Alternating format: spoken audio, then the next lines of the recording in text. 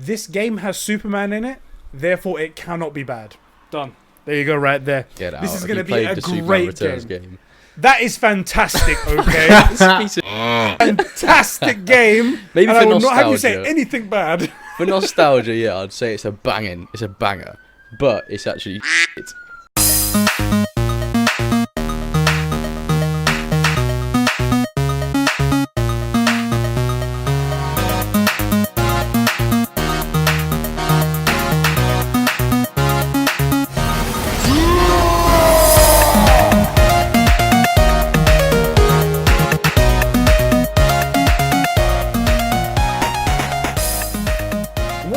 Everybody, and welcome to the True Gamer Podcast, the podcast hosted by two gamers for you, the True Gamers. I'm one of your hosts, Eddie, along with the inverted gamer himself, Sheps. How's it going, bro? It's going great. It's going really good because we have one of our favourite gaming guests on, the only true gamer that we really know other than ourselves, LongEaredFox. George, how are you doing? We are. It's going brilliant, boys. Glad to be back again. Yeah, Yep, back again. We just did our best of PlayStation 4 exclusive episode that we did, our bonus episode, which is probably going to come out either after this or is coming out at the same time. I'm not quite sure when it's going to come out, but check it out for that. We had a fucking great discussion. We did. It was as if we recorded that only like 15 minutes ago. Yeah, not even. Almost. It's almost as if, right? But yeah, we got our boy George here, LongEaredFox. How are you doing, my man? How are you doing today? I'm doing brilliant, man. I'm glad to be here. Yeah, glad to talk about some gaming with you, honestly. Yeah, it was the best conversation, honestly, to have you. I wanted to get somebody who we obviously really like, someone who we're like, you know what, this guy would be a laugh. Whose opinions and takes we respect. Yeah. You know? Exactly. Not anyone else. Those fuckers over there and as always placing and fucking those guys over there. By the way, the reason why we talk about them is because they talk mad shit about us on their podcast all the time. We don't even talk that much shit about them. They're constantly throwing shit at us. But look, here's the thing, right? The dog that barks loudest has the weakest bite, you know? That's true. Exactly, They're nobody's trying to punch up and get our recognition, and we're not gonna pander to these talentless hacks. That's what James it is yapping. That's it. Exactly. Our podcast goes out to millions of viewers, all on podcast services and youtube.com/comboplations. Exactly, all of these places right here. You guys should go check that out. Yeah, that's so. Today is the True Gamer Podcast. We're going to be doing talking about a lot of stuff that's been going on regarding Spider-Man coming exclusively to the Avengers, Marvel Avengers game that's coming out this fall. We're talking a little bit about PlayStation. We're going to be talking a ton of gaming news here today, my boys. Yep. But before that, this podcast, along with all of our content across all of our channels, is brought to you by our amazing patrons over on patreon.com/conversations. Who do we have to thank? We have Diogo, Dildo, Isak the Ultimate, Jake Ryan, aka Tom Clancy's Jack Ryan's illegitimate son, Carol Tavrivia, aka Catsper the Friendly Patron, Record Friction, Dan the Man, Chris, aka Batman's Robin, Jeremy Renner, Martin Scorsese's Master, Ep.12 Real Cinema, and the real-life superhero Night Scar. Thank you, everybody, for supporting us on Patreon.com, for keeping the lights and mics on, and the gaming going here at Conversations. That's right. Gaming. All right. Indeed, Yeah, we got a lot of stuff to talk about today. There is a ton of stuff. I mean, fucking, it's been going mad actually in terms of like controversy and things like that in the gaming industry. Have you guys heard about the Xbox and Apple war as well that's going on? No, I haven't heard anything about that. No, mate, you guys are in for a real treat. And then also there's the PlayStation exclusive Spider-Man character as well that's coming to the Marvel game, even though not many people are interested in the Marvel Avengers game that's coming out and stuff like that, which is very interesting. But we'll get to talk exactly. We'll get to talk all about that. There is a beta going on at the moment, which is apparently fairly well received, but we'll see how that goes. we'll have to find out. We will have to find out. But just before we do that, I just want to say thank you to all of our true gamers as well, at the True Gamer tier and above. These are the people that actually made this podcast happen. They was the one that called for it. And it's Jeremy Horde, Chris Williams, Daniel, Record Friction, Jake Ryan, Isak Manny, Dan, Diogo, Real Cinema, Carol Tavrivia, Catsper Coral, Ashton, aka the Midnight Simp, and a Simp of Conversations as well. It does say that. It does say that. Max H, Adam Sunling, Benedict Klobbers, Fishy, Batfan257, and The swan swam over the sea. Swim, swan, swim. The swan swam back again. Well swum, swan. Jesus. Okay, no, it doesn't even make sense when I read it slowly. No. It just doesn't work. Thank you for making me do that. Thank you so much. Every week it's just fantastic. It's great. It's great. Yeah. Before we get too far into it, because you did mention Xbox and their beef with Microsoft, I would actually like to ask George a question. Go ahead. Which is because he has one amazing take about Doom. Oh boy, here we go. And if you guys are part of our audience and you don't know Long-Feared Cock, our boy George, one time you need to say his name properly. I think you're gonna be like, Yeah. all right, I'm gonna search for long-feared. Oh, Pornhub. Okay, Pornhub. Right? He must be a Pornhub creator. I don't know. We will link all of his, obviously his channel and Twitter and all that stuff in the description. But I'm gonna link either the Doom 2016 or your Doom Eternal video. Yeah. In the chat will be the pinned comment. Yeah. Because it is, just a really genuinely good piece of content. Thank you. I appreciate that. Put hours of effort into it. yeah, and it shows, and it's absolutely worth it. And I knew I was going to love the second video the second you did that face thing in there. Yeah. It cracked me up. Like 10 seconds in, it cracked me up. I was like, yeah, I'm going to settle in. I'm guessing you played Halo as a kid or younger. I played loads of Halo, Yeah, of course you did, because it's freaking amazing. Amazing, yeah. Yeah, it's and I've said this to Ed. I'm pushing hard to get Ed to play the Master Chief. Halo's 1 through 3 in today's graphics, because we know he likes Doom. So it's Halo's basically Doom, but instead of demons, you fight aliens, right? Yeah. How did you feel about the Halo Infinite reveal? What they showed us at the Xbox thing. Okay. So, I mean, I'm actually making a video about this, which will be out within the next week. Oh, spoilers! Spoiler alert, yeah. But I was really, really disappointed and pissed off with it, first of all, when I first watched it. Mm-hmm. Yeah. And there's a lot of stuff now that I don't think is good enough and just isn't acceptable about the reveal. It was a bad reveal. It was a bad the reveal, gameplay it was awful. For sure. Lack of music, pop-ins, they picked a really bad area, it's a terrible little shit quest, like, it's nothing. And their excuse, it was a January build. Bruv, this is the time when you're trying to sell people on the game. Yeah. Get an earlier build, bruv. Get one. Come on. And forget the game. This should be selling Xbox units. Exactly. So, yeah.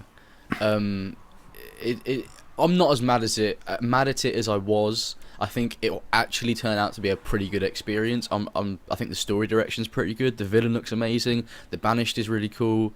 I actually even like the return to the art style. But there is a lot of stuff in there that I didn't like. I'm not a massive fan of the grappling hook. Obviously, sprint, that bothered me a little bit, but who really cares? The design for a lot of the weapons I noticed were really uninspired. They don't have that Bungie flair. They have the 343 uninspired, just alien-looking weapons. So that's quite disappointing. But all in all, my initial reaction to it jumped the gun a little bit. There's a lot more to this game than that demo. Way more to it. And I think we just have to wait. I think it'll be a good Halo game. Better than 4, better than 5. But it won't be Bungie. They set the bar pretty low. Yeah. Look, I know some people like 4. I think Tyler thinks 4's okay. Personally, 4's fine. I think 4. My problem with 4 is that it's aggressively okay. Yeah. It wasn't. We came off Halo 3, and then they deliver that, and I'm sorry, it's just not good enough. So I never played 5, which I'm really happy about, because apparently that was a disaster. But I did genuinely think you might be a force for reason, a voice of reason on this. So I'm glad I asked you that, because it's good to hear people that have takes that aren't just doom and gloom. Yeah, exactly. I mean, obviously when the video comes out, it'll be a lot more articulated. But I've got a lot of opinions on Halo Infinite. How do you feel about the multiplayer thing being like free to play and like have a season pass, a battle pass and things like that? I think that is actually better for Halo. If it wants to compete with stuff like Fortnite, like Warzone, stuff like that are free to play and so accessible, it has to have free to play multiplayer. And I think that will just spur them to update it more constantly. Because they're not getting direct money from sales because of the multiplayer, because people can just play it without buying it. You see, that's the thing. Do you know what my mind is? And also, I do have to give a quick hat tip to Dan the man, our super bro and whatnot. He loves Halo and whatnot, and also he's a lot like me and you, Ships, where he likes to talk about things that he's very passionate about. Yeah. Sometimes even goes off topic. Like if say he was a content creator and then we teamed up with him, we would get absolutely nothing done in any of our videos because we would just all go off on tangents all the same time. He's just like us. Luckily, we only two of us. But anyway, he made a whole video just for me, not for anyone else. Private video explaining the Battle Pass system and explaining. In previous Halos, how they've done things and whatnot with skins and things like that, and upgrades and free abilities that free loot that you get. And he explained it very, very well. And it's from a person who clearly loves Halo. And I'm less worried about it now. But my initial impression, the reason why I was so down on it, was because we have games like anything that comes out of EA, anything that comes out of Bungie, like Destiny and whatnot. Yeah. Games that have to supplement their initial $60 that you pay for the game. Yeah. Because the gaming landscape has changed. We do need more money that goes into things, and they just want more money. Whereas any single-player PlayStation game that you get and whatnot, because they have the funding of PlayStation and they have that to supplement all that, they don't need to go free-to-play and then do microtransactions or anything like that, or do a season pass or do a battle pass or anything like that. And when I first heard it in a first-party Microsoft game, Microsoft who has more money than God, I was like, oh man, they're going down this route. They're really souring the flavor of their game, and this is their premier title. They can't drop that now, can they? Yeah. But I do feel better about it after what you said, and also what Dan said to me. Not completely sold on it, but I do feel better. I think it's also fair to describe it that way. Look, Forza's amazing for the racing game world, right? It is, yeah. But it didn't change gaming, and I definitely feel that Halo has had an impact in gaming in a way that Forza or other Xbox exclusive titles haven't. So it is important to say that. Also, the budget's a little steep. The Halo, fucking $500 million. What the fuck is that about? Yeah, apparently, the rumor is, 500 million to develop the game. Yeah, to develop the game for what we saw. So it's kind of like a triple-edged sword, right? Their excuse was it's an early build. Okay, it's an early build, but you're $500 million in. You shouldn't be showing an early build. You're supposed to be showcasing your game in its best light to push units, to push the next-gen console. Yep. So why are you showing an early thing, and even early at $500 million? Yeah. And it's little things as well, like the grappling hook. Okay, fine. I mean, again, I would tend to agree. I probably wouldn't have done the grappling hook, and I probably wouldn't have done a sprint just because it's, Master Chief. Yeah. But the literal comparison of Doom Infinite, we come off the back of that with the super shotgun and its little hook. Yeah. And how much better did that feel? It felt like it connected. It was great. Yeah, there was this weird disconnect when Master Chief used it, where it just sort of felt like almost like you're watching a bad kung fu movie with the wires pulling him up, as opposed to using the super shotgun. Man, it feels clunky, and when it ratchets back in and pulls you in, meaty. Yeah. Thing is, though, Doom Guy would do that. I don't think 100%. Master Chief is the type of character to be flying around with the grappling hook. I agree. It just doesn't suit Chief. Exactly, I agree. But if they're gonna do it, you have to make it. This has to be the Master Chief. This is the demon now, right? And he's doing this thing, and you've got Doom Guy. This is a game that came out. What was the budget for Doom Eternal? I'm not sure. Not off the top of my head. I don't know. Yeah, but I'm gonna just hazard a guess. Not $500 million, and these guys managed to make everything in that smooth, and it had impact on weight, and was I don't know, it scratched an itch every time you wanted to use that chain and it dragged you in. It scratched an itch. You were like, that's exactly what I wanted, right? I got addicted to that chain. It's so good. It's so good. Yeah, it's amazing. So a quick Google says around about $90 million to make Doom Eternal. So a fifth of the price, you know. Exactly. And 2 years, by the way? 2 years, 3 years. Yeah. 3 years? Yeah. Doom Eternal 2016 to 20. Is it 2019? It came out. It came out early this year. 2020, but I think they didn't start development till the end of. Anyway, let's say 4 years. Right, 4 years to make it, and a fifth of the budget. Like, and look at the product. Look at the product. Right, it speaks for itself. Plus, bizarrely, which no one was expecting, or from 2016, like a fairly robust story. Yeah, it was decent. So I'm really concerned about that. And look, bringing out a Halo game, fine, but for $500 million, gotta start asking some questions, man. Yeah, what are they doing with that money? My biggest thing was that when they came out when they showed Halo first of all, I didn't actually know how much the rumored budget was for this game. I thought, and I had this suspicion that I thought that maybe because they're putting it on Game Pass and because, I mean, when you sell a game for $60, you know how much you're gonna get and you know roughly your install size, so you can estimate how much you're gonna make, and then you can assign a budget. I thought that maybe because it's coming out on Game Pass, they cut the budget. But I guess they upped the budget because they're Microsoft and they've got fuck you money, and they just went, all right, we're gonna do it, so make it amazing. But then they didn't make it amazing, at least from what we've seen. We don't know what the game's going to be like. I don't want to speak ill of it too much, but that's what we've seen so far, and we can only judge it on what we've seen so far. I guess when it comes to November, or whenever these next-gen consoles drop, because we still haven't got a bloody date. No, or price. No price confirmed. Or price, nothing like that. So yeah, when that comes out, I guess then we'll find out exactly what the game is and whether it was worth the money. I just wanted to do a quick search. Days till Cyberpunk. I think it's 103 days left. How many days have we got? I'm clicking on it. 101 days left. Oh my. Which means 10 days till the next delay. Yeah, 10 days until the next delay, right? Right, guys? No, please, just release it. I want it. That's going to be my game of the year. Confirmed. I can feel it. I don't want to say it, but I can feel it. I've even got my... I'm far too confident in it. It will be my game of the year. Yeah, 100%. I would tend to agree. Red. Yeah, I'm holding up on screen. Actually, I'm holding up on screen, but...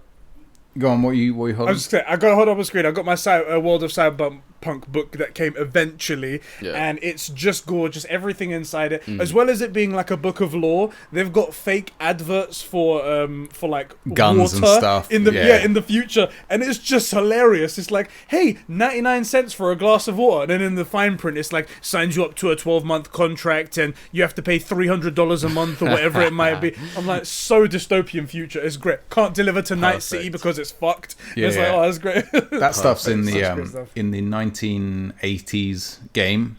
The 2020, like the books, because it's like a tabletop Dungeons and Dragons type thing, which I downloaded because I downloaded it. Why not? There's all that stuff in it as well. Like there's ads for like cybernetic implants and ad block and stuff like that. It's quite funny. Yeah, it's really. The thing is, I'm not sure where I'm going to put it because I feel like I was going to say Game of the Year, right? But The Last of Us 2 came out. And I just put that up against God of War. Yeah. Cyberpunk it's CD Projekt Red. They made The Witcher 3. I suspect, depends on the story. Yeah. But I suspect that our top 5 is not going to move for the next decade, and the top 5 is going to look something along the lines of The Last of Us 1 and 2, or 2, whichever. Yeah. God of War, The Witcher 3, Cyberpunk, and then pick something else. What one of those others? Marvel Spider-Man. Yeah, Ghost or Spider-Man. Or it could be anything like or Uncharted. And I think Skyrim will stay on my top 5 list for a while. Skyrim. Yeah, it's been on there top for 5. a long time. Yeah, Skyrim's been unmoved. Well, it's been knocked down positions, but it's been there for a while. Yeah, like I would not be surprised to find that those games just don't leave. That you have. And then someone says, well, what do you prefer, God of War, Cyberpunk? And you're like, no, you're asking the wrong questions.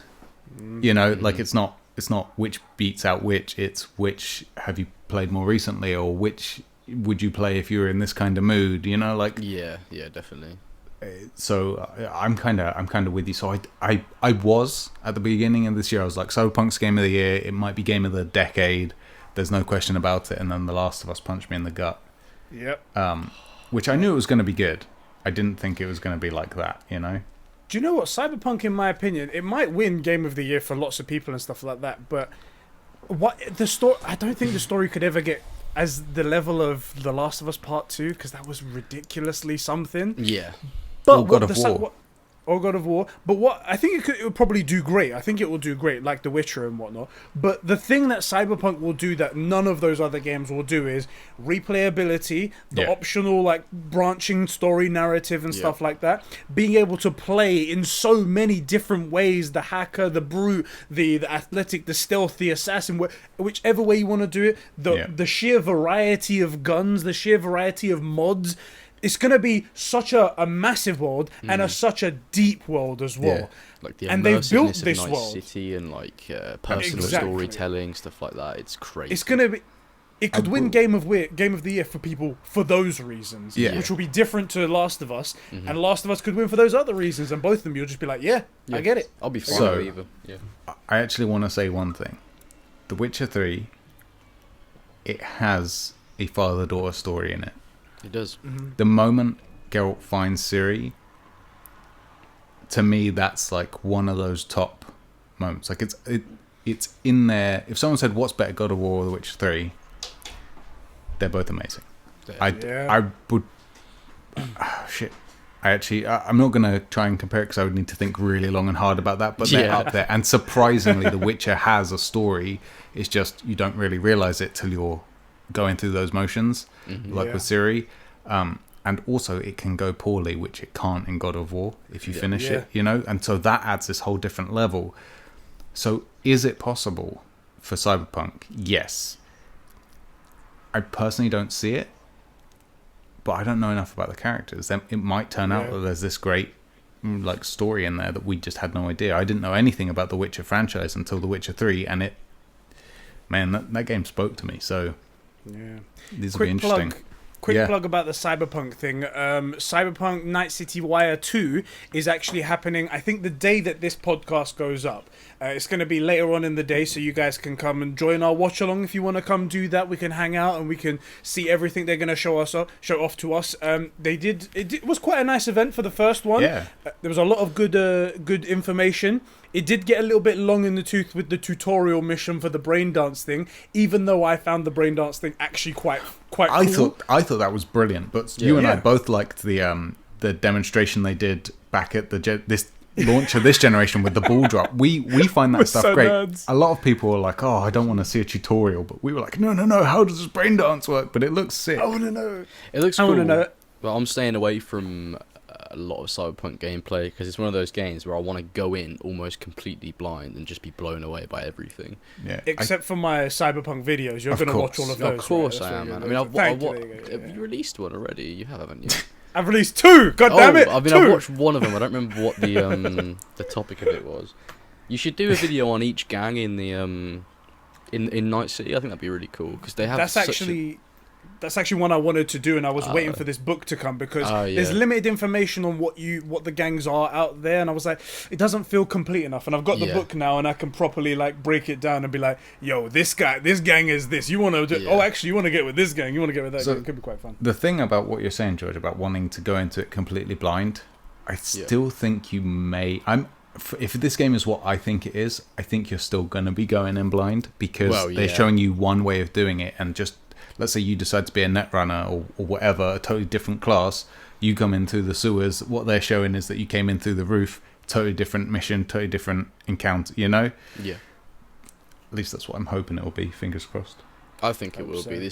I reckon it's going to be the most customizable and versatile RPG we've ever had. God, I hope so. I'm so confident in this game. If they disappoint me, I'm literally going to cry. Yeah, it's going to be an upset. I swear to God. Like, I think all 3 of us will be like, guys, I don't know what to do. Can I just hold you for just like 45 minutes? Can I do that? I just need to be able to cry and just not be judged. In a safe space. Right. Oh, no, man. God. It's been years since they announced it. Yeah, it's been so long. It's been so long. All right, shall we get deep into the stories, the news that's come out? 30 minutes into this podcast. Yeah, we're only like half an hour, and it's fine. Let's do it. Yeah, let's do it. Let's do it right now. All right, let's kick it off with the big news that's come out. The big news for me, anyway. Rocksteady Games have teased their new game that's coming out. They've been silent for so fucking long, and it's Suicide Squad. with a picture of Superman with a cross, a target on his head saying "Target Locked." We don't actually know the name of this game. The rumor is that it's supposed to be called Suicide Squad Kills the Justice League, but that's a complete rumor at the moment. But Suicide Squad is Rocksteady is working on a Suicide Squad video game that's going to be fully unveiled at the DC Fandom on the 22nd of August. That's going to be amazing. I think it's going to be amazing as well. George, how do you feel about this? I hope it'll be amazing. I love Rocksteady and I adore the Batman Arkham games. I love them so much. But with all the stuff that people have been coming out with, that it's possibly going to be a live service and co-op and not a single player experience, that's put me in a bit of a different position where I'm like, okay, maybe this game could be a little bit shit when it comes out. Like, I'm from Rocksteady, I was expecting a Batman Arkham-like experience, or like a really good single-player like that focuses on these characters. I don't know much about Suicide Squad. I'd love a narrative experience that focuses on these characters and their dynamic, and they wouldn't be able to do that as well if it was solely a co-op experience and you have to play online and multiplayer. I don't know. To me, it cheapens it, but I'm still optimistic about it. I think it looks really interesting and it's a cool concept.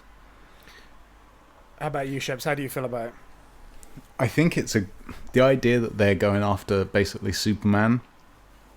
We've said this, I think I've said this a lot, that I think Superman makes for what they did with The Boys and Homelander, and like the Red Sun arc. Like, if Superman is kind of your villain in the game, one, that's close enough to Superman game for us. Like, fine, that'll do, just get him in it, and two, what a great guy to be going after, It's literally the big... I mean, if you wanted to think of a bad guy, well, then again, it's a good guy, but then it's like, imagine if he was to go bad. Like, literally the thought that's in every movie ever when it comes to Superman. They're like, but what if he was to go bad? We wouldn't be able to stop him. This is that situation. Do you want to know? So, okay, I saw this, and immediately I saw Superman, and obviously I blew my fucking load. I was like, a Superman in any... I'll take it. I'll take it. Even if it's evil Superman, I'll fucking take it. I'll fucking take that game. Yeah. But do you want to know? I love that the tease that we got for a new Suicide Squad game with Superman front and center as the big hook. I love that that's what we got, because obviously they know that, like, oh, people know Superman, people know he's like the big DC superhero, people know Superman, and that will draw people in. That is the character that everyone 100% knows and would be interested in. But yet still we don't get an actual dedicated Superman game. How the fuck is that possible? They're sitting there, who should we have as the main tease? I know, the greatest DC superhero ever, Superman. Then they're like, but we won't make a video game on him. No, we can't. We wouldn't do that. Let's make him to the side. Do you know what? I genuinely think that while this is a Suicide Squad game, I think this is going to be a secret Justice League game. I was just about to say, I think this is them leading on to, like, one, proof testing that you can have Superman in a game and it not be, like, boring, right? Yeah. Because Superman, like I've said it before, he suffers from the Superman problem. If bullets bounce off your eyeballs, it's hard to make them compelling, right? Yeah. And then he's so strong and has all these abilities that he's too far outside of, like, what you can relate to. But now we can get him in. They can have the Justice League come in, but they don't have to make the experience of playing them be good because you're not playing them. So they can test how people deal with having the Justice League there, what their reaction to it is, and then maybe make a Justice League.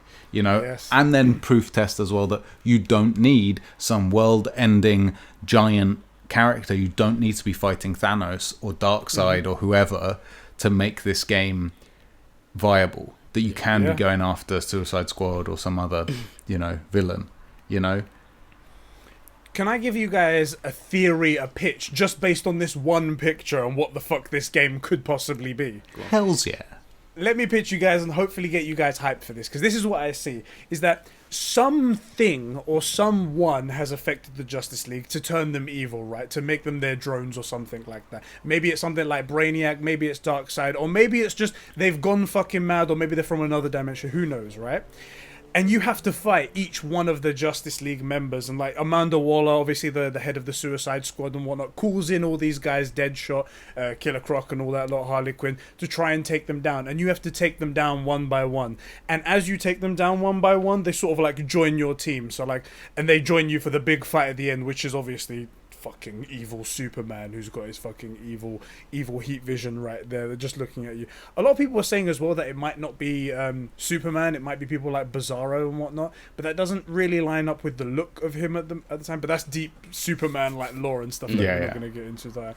But I think that's the way that I see it going, is that I don't think you're ever gonna, people out there were like, yes, I can't wait to kill Superman just to basically get on my nerves. And I was like, first of all, you're not killing Superman. You're not killing Superman. Oh boy, you're so funny. You're not killing Superman. Yeah. If anything, Superman's gonna kill you, or he's gonna turn over to your side. That's what's gonna happen, and that's why I think that he's gonna be possessed by something. And then the story is that you just go after each one of the Justice League members, knock the crap out of them in order to like get them to snap out of this trance or whatever the hell they're in. And then get you back onto your side, and then it's the Justice League and the Suicide Squad versus Superman, because you need all of those fucking people. And then finally Superman comes back to the light side. Does sound pretty cool, to be fair. It does sound good. Yeah. I think the boys proved that having just how sinister Superman can be as a villain, or rather, what it would be like to be on the other side, you know. And I think that's going to be a great experience. Yeah. There is one thing as well. There is what was I going to say? The games as a service rumor that George mentioned as well. Apparently there's a rumor that this is going to be like a live service game, a bit like Destiny, a bit like Marvel Avengers is supposed to be. Yeah. I don't know how that's going to work, you know? I mean, it's hard to get... There's a reason why Destiny works is because you're not really attached to your character. It's almost, it was voiceless in Destiny 1 and Destiny 2, they gave him a voice. Yeah. But even then, it wasn't really someone you cared about, but because you was just playing as this person. I don't think... can you make that, but then suddenly go, actually, this person's Wonder Woman? No. I don't know if does it make a difference? I don't care. I don't think you can. That'd be so cheap.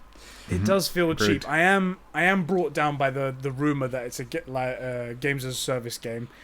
I will wait to see what happens. I mean, the 22nd DC fandom can't come soon enough. But yeah, I'm not too happy about that last little bit there. I'm not too happy about that. Got a question actually. Is it linked to the Batman Arkham universe? Like, is the Harley Quinn in this game going to be the same as the Harley Quinn from Arkham City, or like?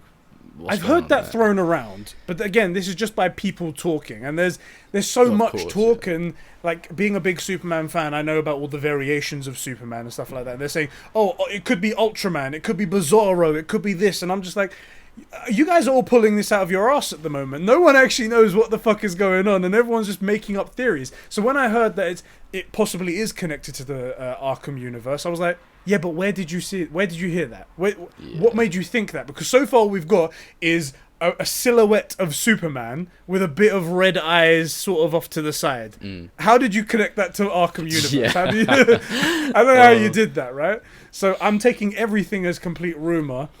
Yeah, that's all I can say about that right now. I hope that there's going to be something that I can do a watch along to. And Sheps, if you want to join me, I don't know if you want to subject yourself to all this DC talk. But hey, you're a big DC fan as well. The idea of having a game where Superman's the villain and then Batman comes in and saves him. I mean, how perfect can you get? That's how it should be, really, sons of right. bitches. Okay, I'm gonna make another big statement here. I made it last time when we was talking about the Zack Snyder cut of Justice League that's coming out. I'm gonna make another big statement, and you guys can record this if you want to, and hold me against it, because I know I'm never gonna go wrong with this. This game has Superman in it, therefore it cannot be bad. Done. There you go, right there. This is gonna be a great game. That is fantastic, okay? Piece of shit. That is a fantastic game. Maybe and for I will nostalgia. not have you say anything bad. For nostalgia, yeah, I'd say it's a banger. But it's actually shit. Oh, God. Were your health bars like the health of Metropolis? What the fuck is it? The health of Metropolis is going down. Oh, no, Superman. It was a product of its time, alright. It couldn't help it. Yeah, it was a fun little bit of gaming. Yeah.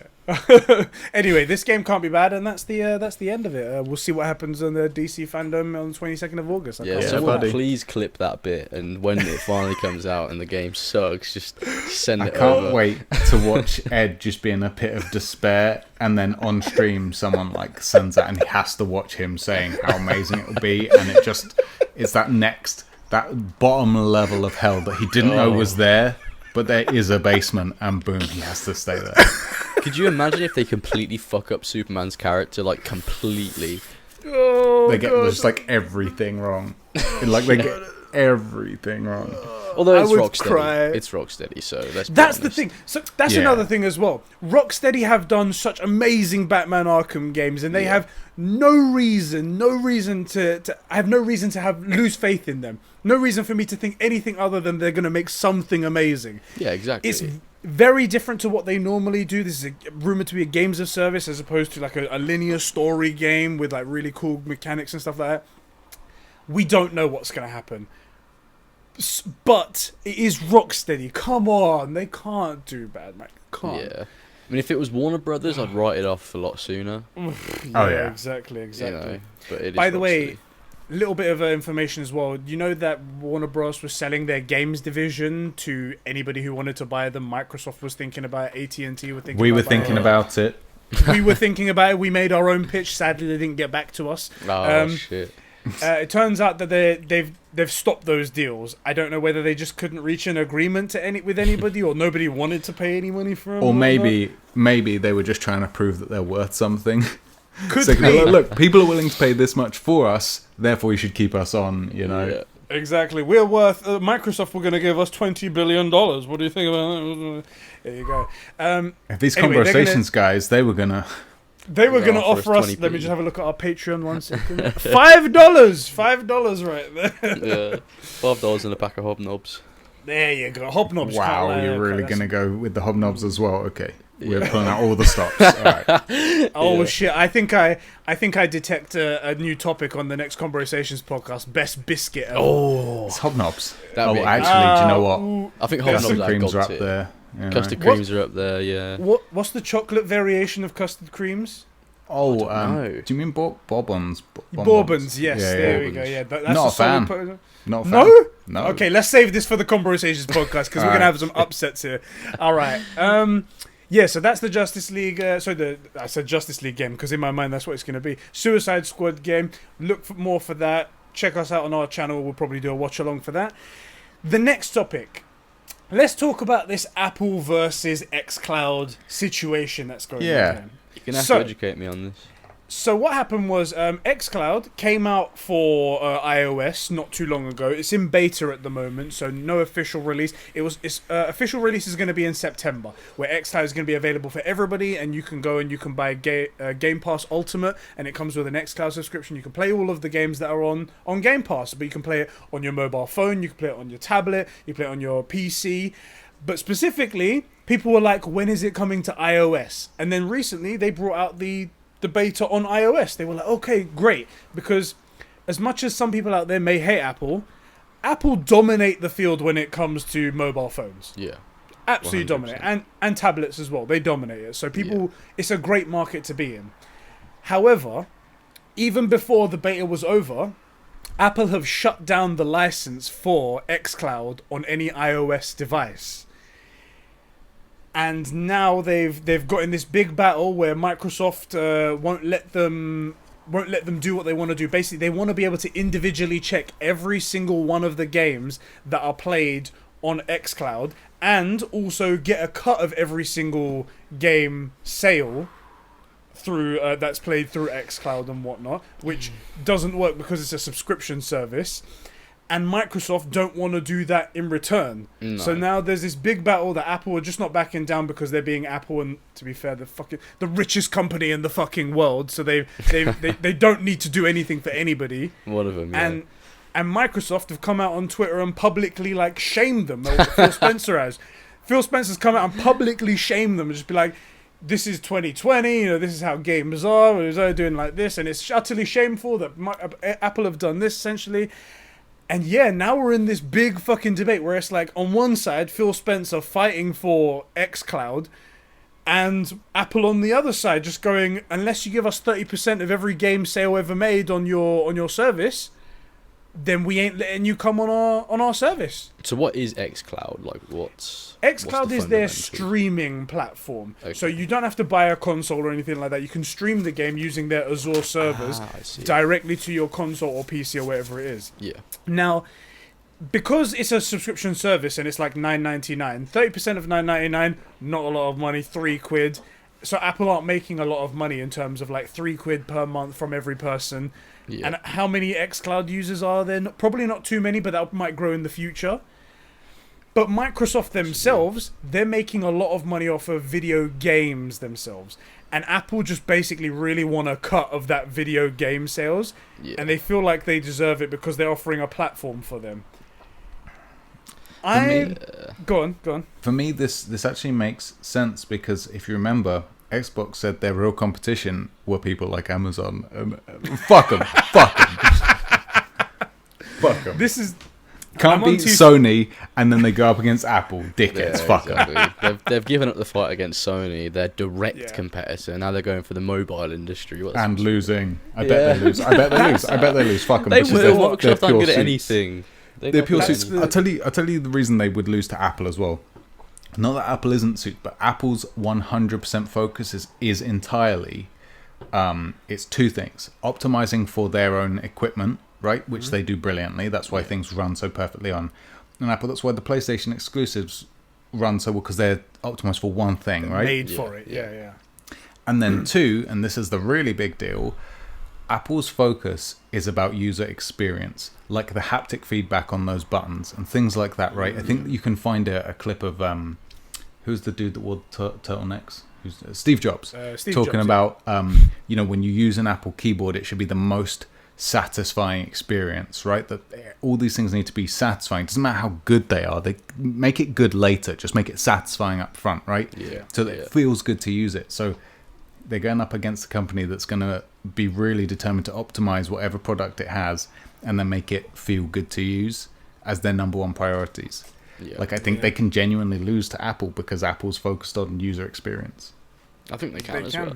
You Yeah. know, Apple's Apple at the end of the day. That they have a polish that no one else really has, I think. Yeah. Yeah. Let me give you my 2 cents on this argument. I do think it's a bit shitty that Apple are asking for a cut of the games that they're not actually selling on the service, but they're allowing to play. I mean, I understand their argument because from a business standpoint, okay? Just from a business standpoint, I understand that they want a cut of the game that's being played on their service because they've made the service and they've brought in all these customers for you, for xCloud. But they're not paying for that game. They're paying for the service. So you can't ask for more money than what Microsoft is actually making. So it doesn't make sense, right? It's a bit of a weird one. It's a very weird one. But we have to go back to the argument that we said at the beginning of this, that Microsoft completely backed away from a fight that they knew they were going to lose against PlayStation, their direct competitors, and then went, actually, we're going to go after these mobile games because mobile games are bullshit, and we've got real games over here, and we can put them on a mobile platform. And then they went, oh shit, wait. So they don't. Oh, they've got the key. They've got the keys to that gate over there. Oh shit! How do I get in? I love that they weren't like, okay, we can't beat this, relatively speaking, quite small Japanese tech company. Yeah. Let's pitch our fucking battle against Apple. I mean, I think with funny, Sony having rights to like movies and Spider-Man and stuff, I think they're actually bigger than Apple, are they not?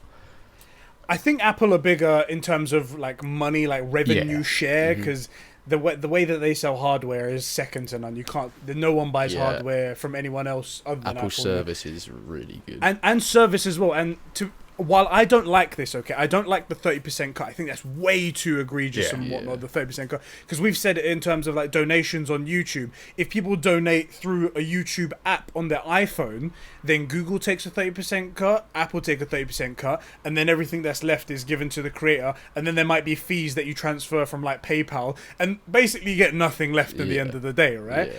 It's really ridiculous how much they take. But they do bring those people to you. Like they've made the hardware and they've set themselves up, and their services is where they make a ton of money now. Like anything that goes through the App Store, again, 30% goes to them, and that's what they're trying to do with xCloud over here. I just love that Microsoft didn't foresee any problems happening over here.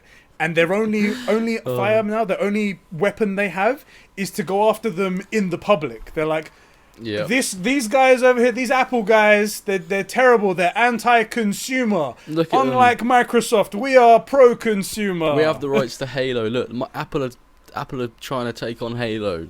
Go criticize them. Go after them. It's never gonna work. I don't think Apple are gonna back down. Honestly, Apple are untouchable, man.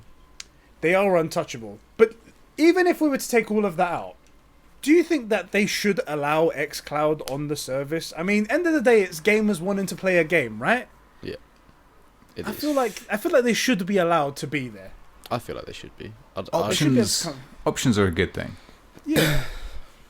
I do think it's a bit unfair the amount of money they're asking from them. Like they're obviously asking from each individual game. Yeah. But it's like if Apple were to demand money from every like service that was on their platform, then no one would do it. And I know for a fact they don't ask for money off people that, like, say if you pay for a Netflix subscription. I'm sure they have special deals with certain people. Like with Netflix, it'll be hard as well, innit? Because you don't actually sign up. You can sign up through the app, but a lot of people don't sign up through the app, and then they just use the app on the phone. And how do they charge them? So is xCloud only for mobile? Only for mobile, not only for mobile. You can do it on PC as well, but it's anything that isn't an Xbox. Basically, you can use it on anything that isn't an Xbox. That makes I don't know if Apple should be asking for money. To be honest, it's a bit cheeky. it's cheeky when they're asking for more than what Microsoft are taking. So if they take $9.99 for the subscription, how can then Apple go, well, they're playing 14 games in that 1 month, so we deserve 30% of the RRP of all of those games. That totals up to $35. How does that work? You know what I mean? Ridiculous, isn't it? It's like you can't ask for that. Yeah. But I do love. It's funny just to laugh at the irony that they tried to get away from a bit one giant and then fucking walked into the pit of another giant. They're stuck between a rock and a hard place, really, aren't they? They are. But don't worry, Amazon's their real rival. So it's true, and I mean, look, they know that it's more important to know who your competition is than to say like provide a great service for your customers. Yes. Exactly. Provide great games and stuff like experiences, and better than that for sure. Exactly.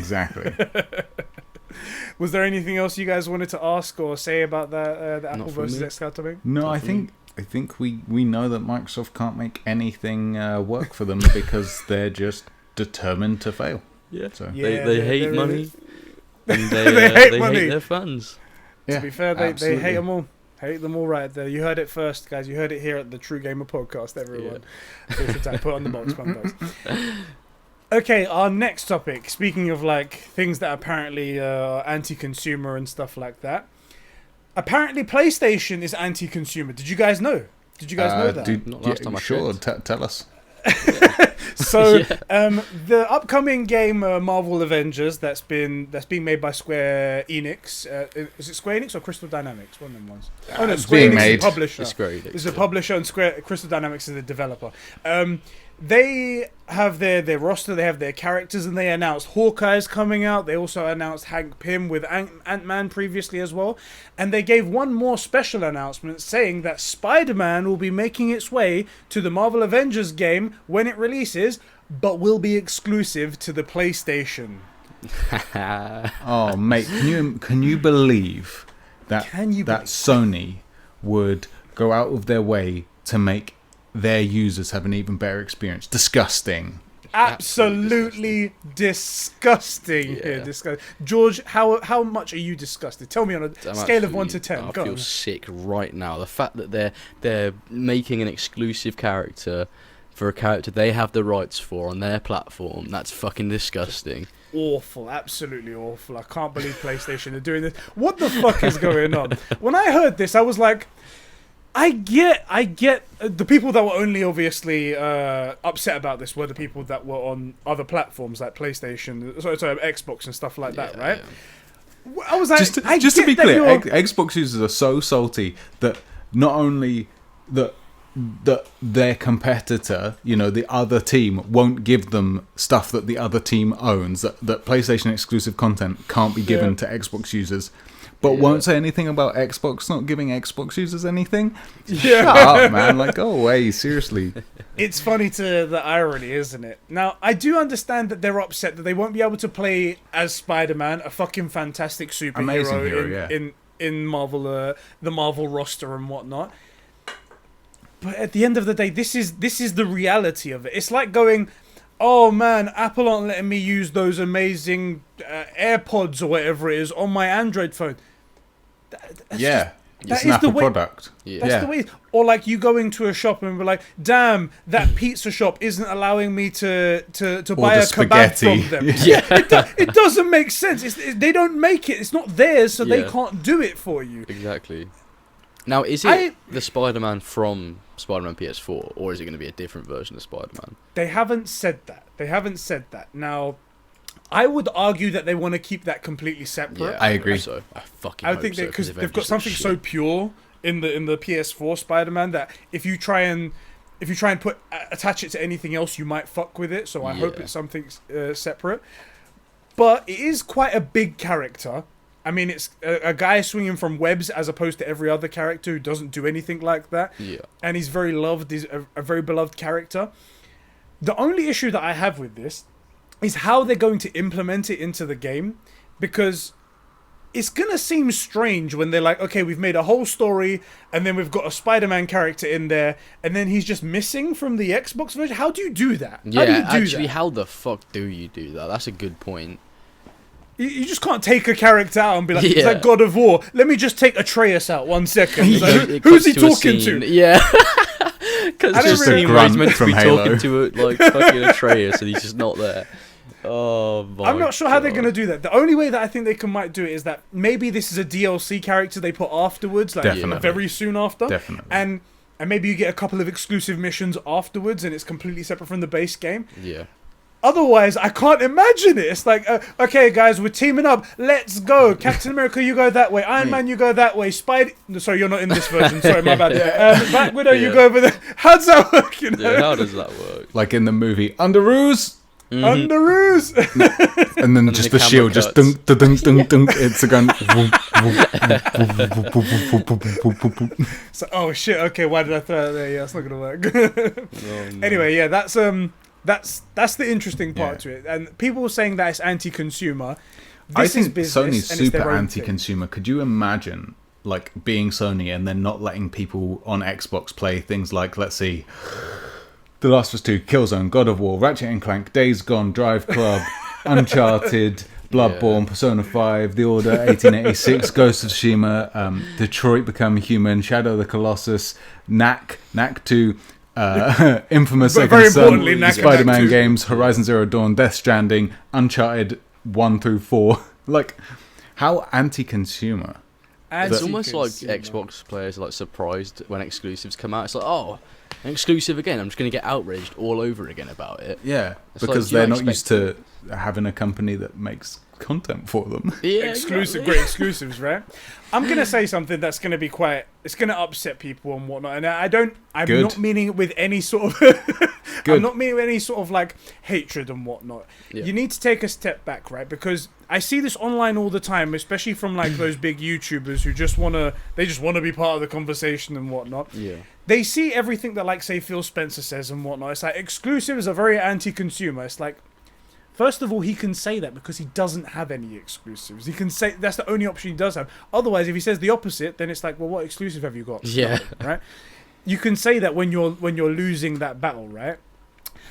But also, this is the practice that is showing and proving works best for the players and for the company to then put more money into great, amazing exclusives. Whoa, and then whoa. a big cycle that's going on. What number could you possibly be looking at that suggests that catering to your gamers with incredible stories that they can only play on your product could possibly shift more units? Just exactly right. Like the sales numbers for the PS4 being over 110 million, and then the Xbox One being less than half of that. Maybe, possibly. Or maybe it's possibly the poll that people have done on like IGN and I've done myself that show that over 70% of people are going to buy the PS5 based on what they've seen so far as opposed to the Xbox Series X. You know, maybe all of these things. Maybe. You know. I mean, I think you're reaching, to be honest. But okay. That's me, you know. I like to reach sometimes, you know. The higher ups at Microsoft must be absolutely shitting it though with the approach of the PS5. Like It's going to be a fucking bloodbath. Oh, it is. It's going to be crazy. I genuinely, honestly think unless they're more than $100 cheaper than the cheapest PlayStation option, they're not even in the race. And I don't see how they can be. It's just going to be Nintendo and Sony. They've done dumb things before. I mean, they gave 500 million to fucking 343 and then came out with that atrocity. Imagine so giving maybe $500 million to that 343, man. What the fuck? Oh, man. Mate, imagine being at Xbox and looking at it and going, okay, like $500 million. Okay, we can either have a really competitive price. We'll eat a bit of the cost up front, right, for our units, for our next generation Xbox. But it will be okay because we'll get more out there, right? And then we'll make it back in microtransactions and services and all this stuff. Oh, fuck it. Let's just chuck it at those guys that were in Halo. There you go, yeah. You know? So this is the thing, right? I know that like services are a big thing now, and Microsoft are doing very, very good things with like Game Pass and whatnot. And Game Pass is brilliant. Yeah, Game Pass is fantastic. Brilliant. Yeah, can't say enough good things about it. Yeah. You can always say that they're going to make money back from that as long as they get the install base for it, right? But we've said before about the price comparison between Xbox Series X and the PS5 and how much it could possibly go, and maybe PlayStation can take a hit of maybe like $50, something like that. But when you take a hit of $50, it's a weird thing because if you think about it, every console you sell, you're making a $50 loss, and if you go and sell 10 million, then you're making that times 50. Then you're making Halo Infinite. exactly right there. So if Xbox do go out and they go, do you know what? Just to be ahead, we're gonna make a $100 loss on this console just so we can sell more units. If you get to 10 million, which isn't a very high number, but if you get to 10 million, that's $1 billion that you've chosen to just eat right there. You've chosen to eat $1 billion. How do you go to your financial shareholders and say, we're gonna eat $1 billion up front? I don't know. It's guys? tough. Right? It's tough, but these have been publicly traded companies for a long time, and up until this current generation, they always lost money on consoles up front. Yeah, you know the consoles. They don't lose too much though. They lose. It's a not little a lot. Bit. Yeah, I think like, it was like $12 or something. It's not a lot, Yeah, but they PS3 do is lose quite a money. lot. Yeah. So that much can be justified and be made up. That's like we're going to make it back in licensing in on video games. Microtransactions are a big thing now, and we get money off of that. We got this. We got Game Pass. We got PlayStation Now. Whatever it might be, we can easily make up $12 or whatever it might be. I mean, can you make up $100? Just devil's advocate, right? I agree. $100 is $100 loss up front is probably too much, but. And I think it's somewhere in that $12 to $15 range. Maybe it might be up to $20. The loss that was taken up front on the previous generations of consoles, and that's all of them, by the way. That was just the cost of getting into the game, right? Yeah. In those games where it was up front, all of the costs, and I mean they make their money back when the games are sold, and that's that, right? In a non-online world or an offline world, they could afford, let's say it's $15. In a world today with all of these services where they make money from Netflix and Amazon and microtransactions and everything, do we think that equates to maybe can they eat 4 times the cost? I would say yes. I would say at 4 times the cost, they're still way up on the profit model. I don't know. I'm guessing, but I reckon so. I think it's. I don't think they can. I don't think they can because. At the end of the day, the people who influence the most decisions are the shareholders at the top, right? And they don't understand the long game. They don't understand what they're trying to bring to the table in terms of the gaming landscape. They just care about what's going to be my profit, what's going to be my residual, what's going to be my dividends at the end of this quarter and whatnot. And I feel like if you say we're going to reduce that by whatever it is, like half and whatnot, because you can't be making the same amount of profit, they're going to just turn around and say, well, fuck you. I go to X. I go to this other company because there's plenty of other companies that are making money, that are going to make money. That's my opinion. I don't know how much the shareholders influence that sort of thing because their money's to do with what they have. The money that was needed from the shareholders was to get stuff made, and they're made, right? They're in production. So I think you could take a hit on one quarter, like let's say it would be fourth quarter this year, and say, okay, look, we're returning to the model where we were most competitive, which is this.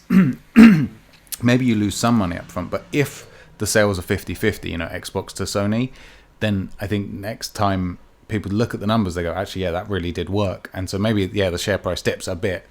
But if it does make them more competitive, then, I don't know if it's a long-term issue. The only problem is I don't think they have any services to maintain the people on their platform. That's really it. Yeah. And when I say services, I don't mean Game Pass or anything like that, because that's amazing, but there's no games. Anything that's on 90% of what's on Game Pass can be played anywhere else. 90% of what they showed us in their events can be played anywhere else. Yeah. And that's the problem. But other than that, I think they probably can take a surprisingly decent hit up front. Plus, they're Microsoft. They're a different branch, so they have their own budgeting. They can run out of money. Which people don't seem to like. Yeah, they're part of Microsoft, and Microsoft has fuck you money, but it's the Xbox division, and it has its own budget. But I don't know. It's interesting, but it's also a level of economics and finance that I don't understand. So I don't know. It's tough. Let's talk a little prediction. When do you think we're gonna get to see the price of this console? Since we talk about price, I personally think the next showing that we get for each one of these events, like the next PlayStation conference, the next Xbox One, that's when we see the price. I can't see it going. That's what everyone's waiting for at this point, really. Conspiracy theory. Go on. I think we find out from a leak the week before release because somebody at like a fucking GameStop says this is what we've printed out. You think it's going to go that far? A week before release? I think if we don't know, even at this point, that they're both trying to wait to see what the other one does, and they're just going to go ahead. They're just gonna go on sale, and we'll see what people put them up at, and that'll be it. Unless we find out, like, when's the next event? I don't think they've announced it.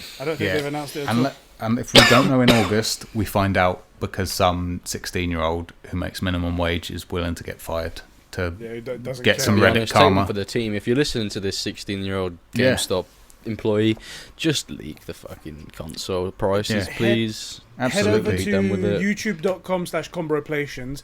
Send us the information so we can leak it for you anonymously. Anonymously. Exactly. True. Yeah, we won't throw you under the bus. We'll even give you the Patreon tiers. I mean, not full pay. We'll get you to True Gamer. Yeah, we'll get you to True Gamer. That's what we'll do. Suddenly, there's a brand new name. It's like, I wonder who it was. I wonder who it was. Oh boy, I put out a tweet randomly. I was just frustrated one moment. Like, I get these moments sometimes where I'm like, okay, so we still don't know the fucking Batman game. We still don't, right? Okay, what you guys doing of it? And then that's same with Rocksteady. I was like, when was Rocksteady? And then they showed it recently. And I got this way with the PlayStation 5. I was like, at this point, I'm just going to be there in the game shop with the fucking PlayStation in my hand, and I still don't know what the price is. Yeah, you have to wait until it gets scanned. Right? Like, or even like, I just give them my debit card, and they're like, cool, but that's gone through. And it's like, then you still don't know. You have to check your bank statement. Yeah. Is it like, can I know how much I was charged? Can I get anything like that? Like 4 days later, your bank statement comes in. It's like, oh, okay, all right, I grossly overpaid. They're like, you get no receipt with it or anything. You know, just leave, enjoy your console, and don't worry about it. Don't worry about it. You're good, mate. You're good. That's what it's coming down to. Anyway. Yeah. All right. So the next thing I wanted to talk about, actually, I'm sending some pictures to you guys, but that's actually for the topic afterwards. I just wanted to get that through. The next topic is, again, PlayStation. They're anti-consumer. I don't know if you guys have heard this. They've done another thing, and it's just they're the worst people in the world. I had a discussion about this recently, actually, and I totally agree. Yeah, I totally agree. Here we go. So PlayStation 1. You couldn't use your PlayStation 1 controller on PlayStation 2. That's just the way it works. Yeah. And you couldn't use your PlayStation 2 controller on your PlayStation 3. Yeah. Just so you guys know right there. And you couldn't use your PlayStation 3 controller on your PlayStation 4. So just so you guys know about that. Of course. And Fucking Sony, the bastards. anti-consumer bastards. They are not letting you use your PlayStation 4 controller for every single game, even for the PlayStation 5 game. They are allowing you for PlayStation 4 game, but they're not allowing you to use your Dualshock 4 for PlayStation 5 video games on the brand new console. I think that is such a gross misstep that this massive change in the way computing and the physical architecture of this thing, it's basically brand new technology, and they will not let this 10-year-old, actually, realistically, when the DualShock stuff was in the 6-axis was in the PS3, wasn't it? Exactly, was, yeah. So they will not let this, 13-year-old tech run, or rather, they won't let their brand new games running on brand new architecture that this way of doing things has literally never been done before. Mm-hmm. They won't let you access it and play it and have those games limited by 13, 15-year-old technology. Disgusting. Absolutely disgusting. Yeah. I can't believe I've supported. Do you know, I'm drinking from my PlayStation trophy mug right here. I'm gonna smash it live on screen. I think you should. And worse, I bet disgusting how gross that they will ship the console with a controller that you can use to play the game. Disgusting. They'll make you adopt it. It'd be as if they'd spend years developing this new controller that works with all the games and hardware that they've been working so hard on. You know, how fucking dare them? Just let me use my old shit, because that's what you want to do when you get a new console. You want to use your old controller. Yeah. What the fuck is wrong with people? I don't understand that. It's fucking retarded. To be honest, fuck them. I'm going back to my Game Boy Color. Go back to it. At least they let you use the Game Boy Color buttons that are on the device. Okay, right. At least they let you do that. Right. Yeah. And can you believe that my Nintendo 64 controllers are not compatible with my Game Boy Color? Right? Disgusting. I can't believe I can't pull out my Nintendo 64 controller and use it on my Switch. I can't believe fucking Nintendo. So anti-consumer. Anti-consumer right there. Oh my god! I can't believe this is a thing. The only reason why this is a thing, and it's with. I'm not going to sugarcoat for you. It's for stupid people. Stupid people who are thinking this is only because Microsoft have said that their previous console controller will work with the new one because they haven't changed anything in the controller. That's true. Nothing. And I'm different. Like, because you haven't changed it, okay. PlayStation have decided to innovate and go in a new direction and add new features and add new things. If they wanted to do that, let's say that PlayStation said, all right, all you developers also need to program in now for the DualSense, you also need to program for the DualShock 5. Oh, wait, you've got some features that are only available on the DualSense? You have to cut those. What kind of stupidness is that? Why would you want that? Why would you want that? It's ridiculous. What it is Xbox, really it is Xbox guys, who are Xbox ponies, whatever you'd call them. Xbots. Yeah, Xbots, there you go. Who are just determined to go through the cycle and always make sure that their decision to stay with Xbox is justified no matter what. It doesn't have to actually be justified as long as they can say it's justified, right? Yeah. And because they have a loyalty to a brand, which we don't. The reason Sony bought my loyalty, so did CD Projekt Red. Mm-hmm. Because they serviced me. I got way more value than what I gave them. Choose your words carefully. Serviced me. That's Geralt has serviced me greatly. Everyone at Sony has serviced me. Yeah, directly. And why do you think I picked my words back? Come on, I'm not a child here. And the reality is that one of those things that they're ignoring is that the Series X is the next generation. And the PS5 is a brand new species. It's an entirely different animal. Just simply whether or not it works. And so, look, it could come out and it turns out none of the PS5s work. Mm-hmm. I don't think so, but that could happen. Yeah. But it is a brand new technology. It's almost all proprietary stuff. Yeah. And it's an entirely different way to do computing and SSDs and all sorts of fancy shit like that. Yeah. It is not the same animal. There is no way that you can expect the current way of doing things to work for it. Now, I'm sure it can be done. I'm sure it will work. But if ever there was a time for these things to need proprietary stuff, it is now. And the other side of that coin is that, the Xbox controllers will work because nothing has changed. It's just the same console, just a bit more powerful. You know, like the reason your old keyboard will work with your new computer because it's just a more powerful version of the same thing. You know. Yeah. And that's that. Yeah, this is they also are not changing the UI as well, so like everything's like staying the same, so they can afford to make things working because it's just the same thing running the same way again. It's not nothing's different. This is a thing that gets to me, and I want to bring this up as a point and whatnot. So, like I said as well with PlayStation, they've probably put features in some of the games that are unique to the DualSense controller. That's why it can't work with.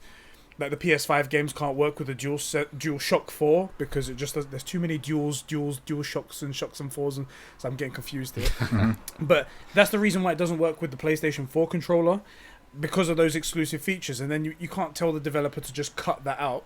Then they lose. You lose. The gamer loses on this amazing feature that you could have enjoyed, could have been amazing. And that's something that people aren't bringing up about the Xbox, because Xbox is saying that they're going to have their game work on all Xbox consoles, even the Xbox One, all the way back there. They're not getting any exclusive features, not getting any cool next-gen features in their games, even if they're playing it on a next-gen console like the Xbox Series X. The only thing that they have, and this is a great thing to have, is a lot of titles are 4K, and a lot of them are 4K 60 FPS. Some of them even 120 FPS, which is great. But that's the only thing that they can adjust, because that doesn't affect the previous generation console, because you can just turn that down and turn that up. There's no like Ratchet and Clank with the amazing SSD where it shows off jumping into entirely new worlds instantly like that. That's a brand new next gen thing that wouldn't work on current gen console. It's insane. That is mad. It's absolutely mad. That's mad. I'm sure. Oh yeah, I'm sure did you there's not gonna know be this? something. No, that's news to me. Have you seen the footage, right? Where Ratchet and Clank's doing something, you see all the rifts in the sky.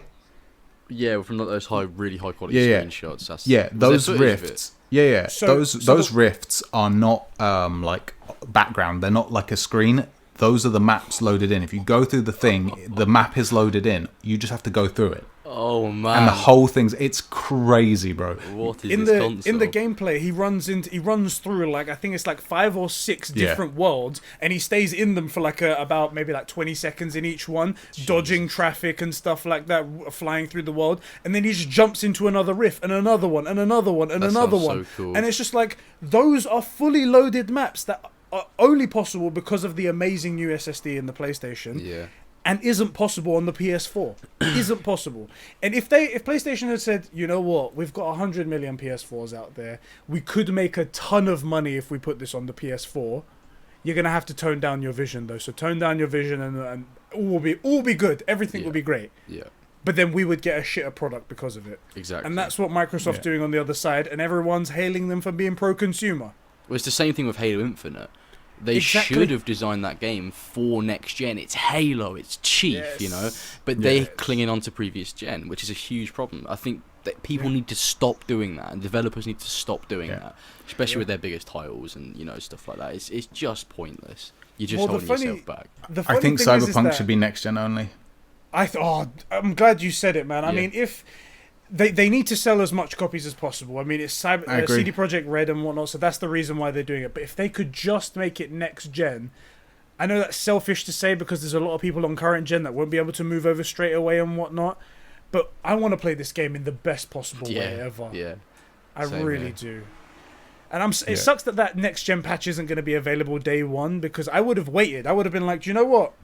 As much as I love Cyberpunk, I mean, actually, I probably wouldn't wait because I want to do content and whatnot. But I would, if I was just a normal consumer, I'd be like, I'm waiting to play it on the PlayStation 5. Tell me when the patch is out and I'll wait. I mean, I plan on playing it on PC, Cyberpunk, so I'm gonna get a new PC soon. Nah, it's one of those games that I gotta play on PC. I have to. I'd feel dirty not. The game, we're building the streaming PC and whatnot. If it was powerful enough, if we were like insanely rich and whatnot. By the way, thank you everybody for all the money you sent us for that. That was fucking fantastic of you guys. Yeah, the donations and stuff, it was been mental. Wouldn't have happened without you guys. If it was amazing, we could get like a 2080 Ti, whatever those cards are called over there. If we can get a massive graphics card, I would not play it on PlayStation just so I could get the amazing experience over there and just hook up a DualSense controller. That's what I'd do. If it was next gen only, I would only play it on the PlayStation. Yeah? Yeah.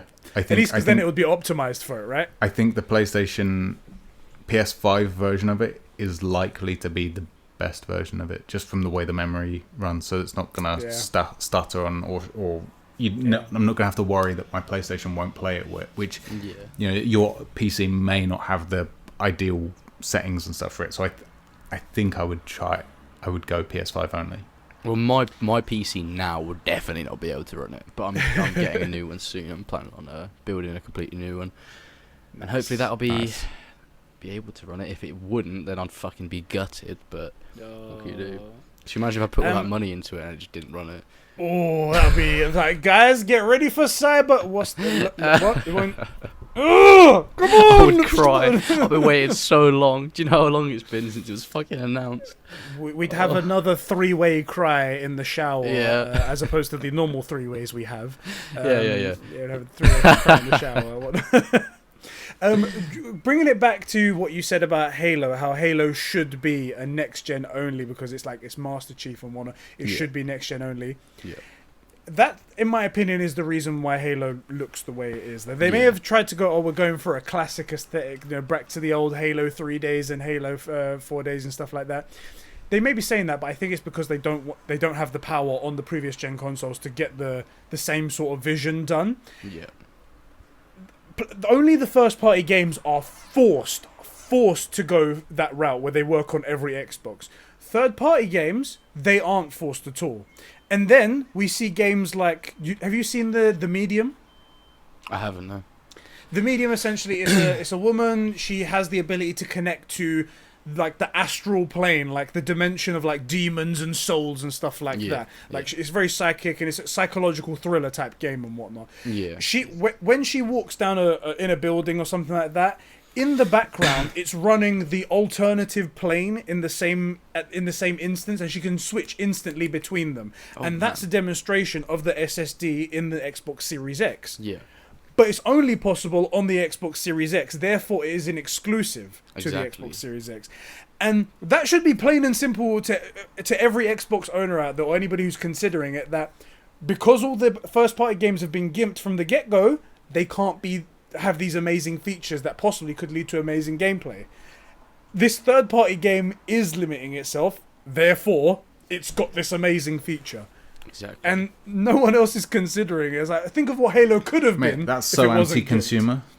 I mean, it is. It is. Halo could have been the original trailer we got, the reveal trailer for Halo Infinite. Yeah. That looked amazing. If you go back and look at that compared to what we got from the demo, it's not that. It's fucked. I don't know what they did. Is it the one you're talking about where he was like, there was that guy stranded in space and he found... no, it's the one before that. I'm talking about the one before that, the very, very original one, where it shows the landscapes and the animals running about and what it looks like on the ring. I might have missed that. I might go back and check that out. That trailer's amazing, and it really shows what would have been the true like next Halo game. And I don't know what happened, because it looks so much worse in the demo. And this is 2 years ago I'm talking about. You know this. I mean, I have to go have a look at it, but I believe you because there's a similar sort of thing with the I think it's the next trailer after that again, where Master Chief's in space and he's hanging around. He's clearly knocked out or something like that. Yeah. When I saw that, I was like, "Oh, this looks so good. This is really good," and I like the eerie silence and whatnot. And then when you see Master Chief there, it's like, "Oh shit! Yeah. Okay." I'm not even a Master Chief guy. I'm not even a Halo fan. And I'm really excited. This looks really cool. And then he pulls him on. He powers up his suit, and I was like, "This could be great, guys." I mean, this is one thing that would pull me into Xbox. Yeah.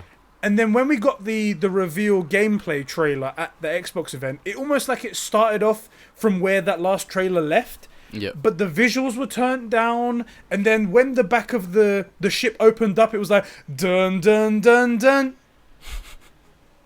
Yeah, that silence. I know.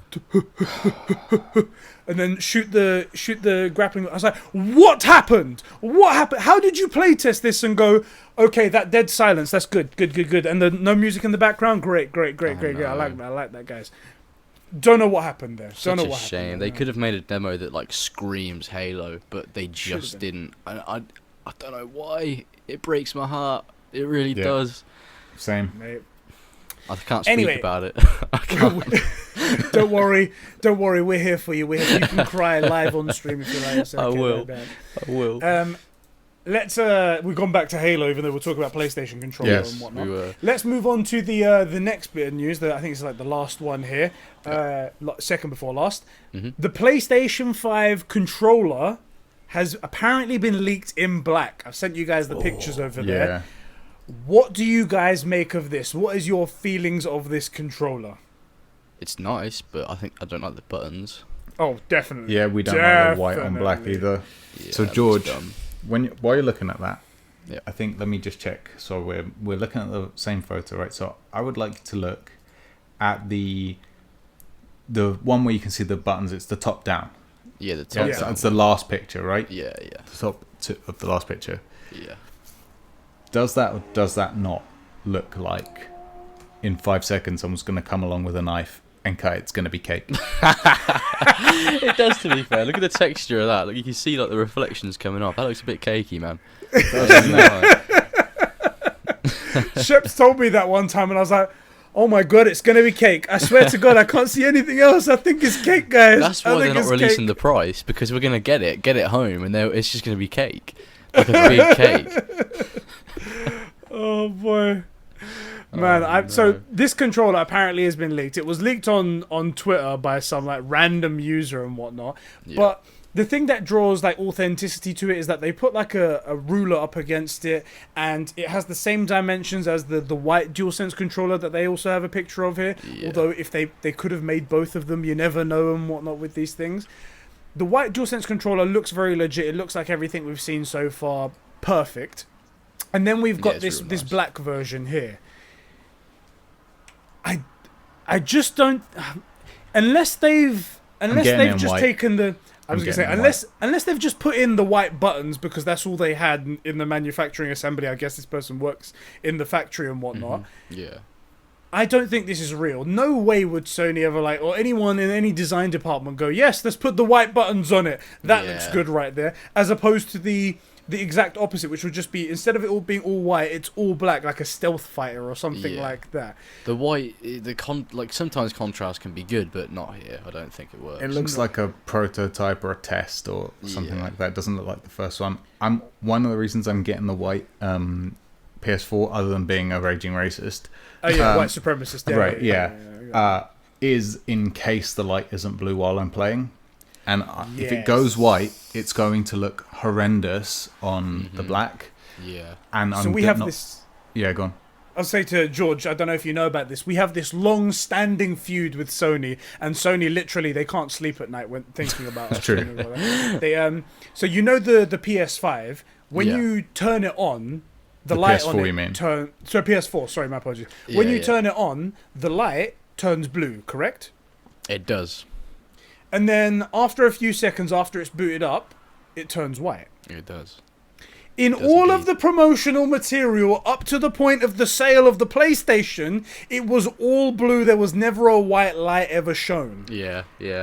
And it looked fucking gorgeous with the black on blue. It was like, oh! Yeah, it was baby. Nice. It was real nice. It looked and then we got this ugly ass white light that came on. It's like, what the fuck is that? Yeah. So that's really weird, actually, that bit of marketing. It's so strange, and I don't know how they got away with it. Sony, my lawyers are still trying to contact you. Granted, this lawyer is free and my dad, but... Sort out this fucking LED, Sony, come on. Give us a PS5 with a blue LED. That's the thing. All I'm asking for is blue. That's my first request. Now, if they do blue, I have a further request, right? I want to be able to customize it, so if I get the black version, I want it red. I want the black on red. And then one further thing, and I've said this for the PS4, I would have been willing to pay for this to be an option that I change, right? Because I know that light does other things. It gives you warning signals of the faults and stuff, right? Yeah. I want it to go red, and I want it to go back and forward, like a Cylon or like the Knight Rider car. Yeah. You know? That's cool.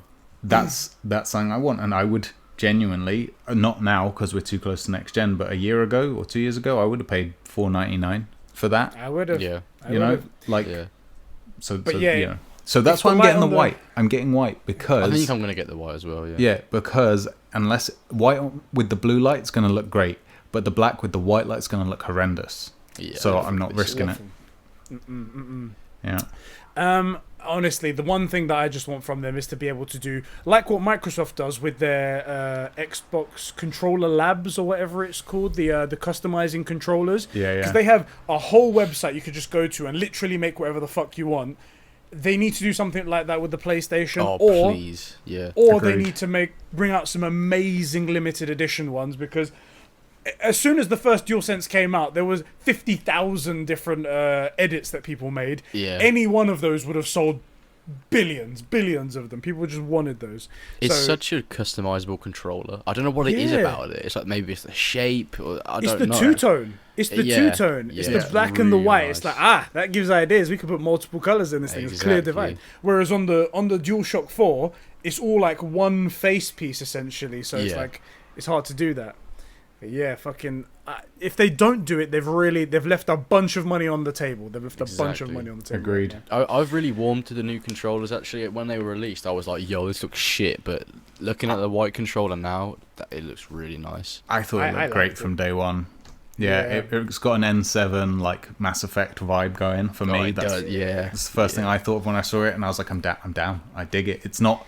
It's a bit of a departure, but then and people were saying that as a complaint, right? So, it's not the DualShock that we know, and it looks kind of like the Xbox thing. But for one, I liked it. I thought it looked good, and two, I think it just means that they can bring it back. They can do promotional stuff of like, okay, you don't like the design, but we can do it in the PS1 color or for the PS6, which I presume is what the naming will be. They could just bring it back, and then it'll be even better because we're returning back to the stuff that we like. So Exactly. I thought it was all good. It's a good risk to take Yeah, to change agreed. the design philosophy of the controller. Yeah.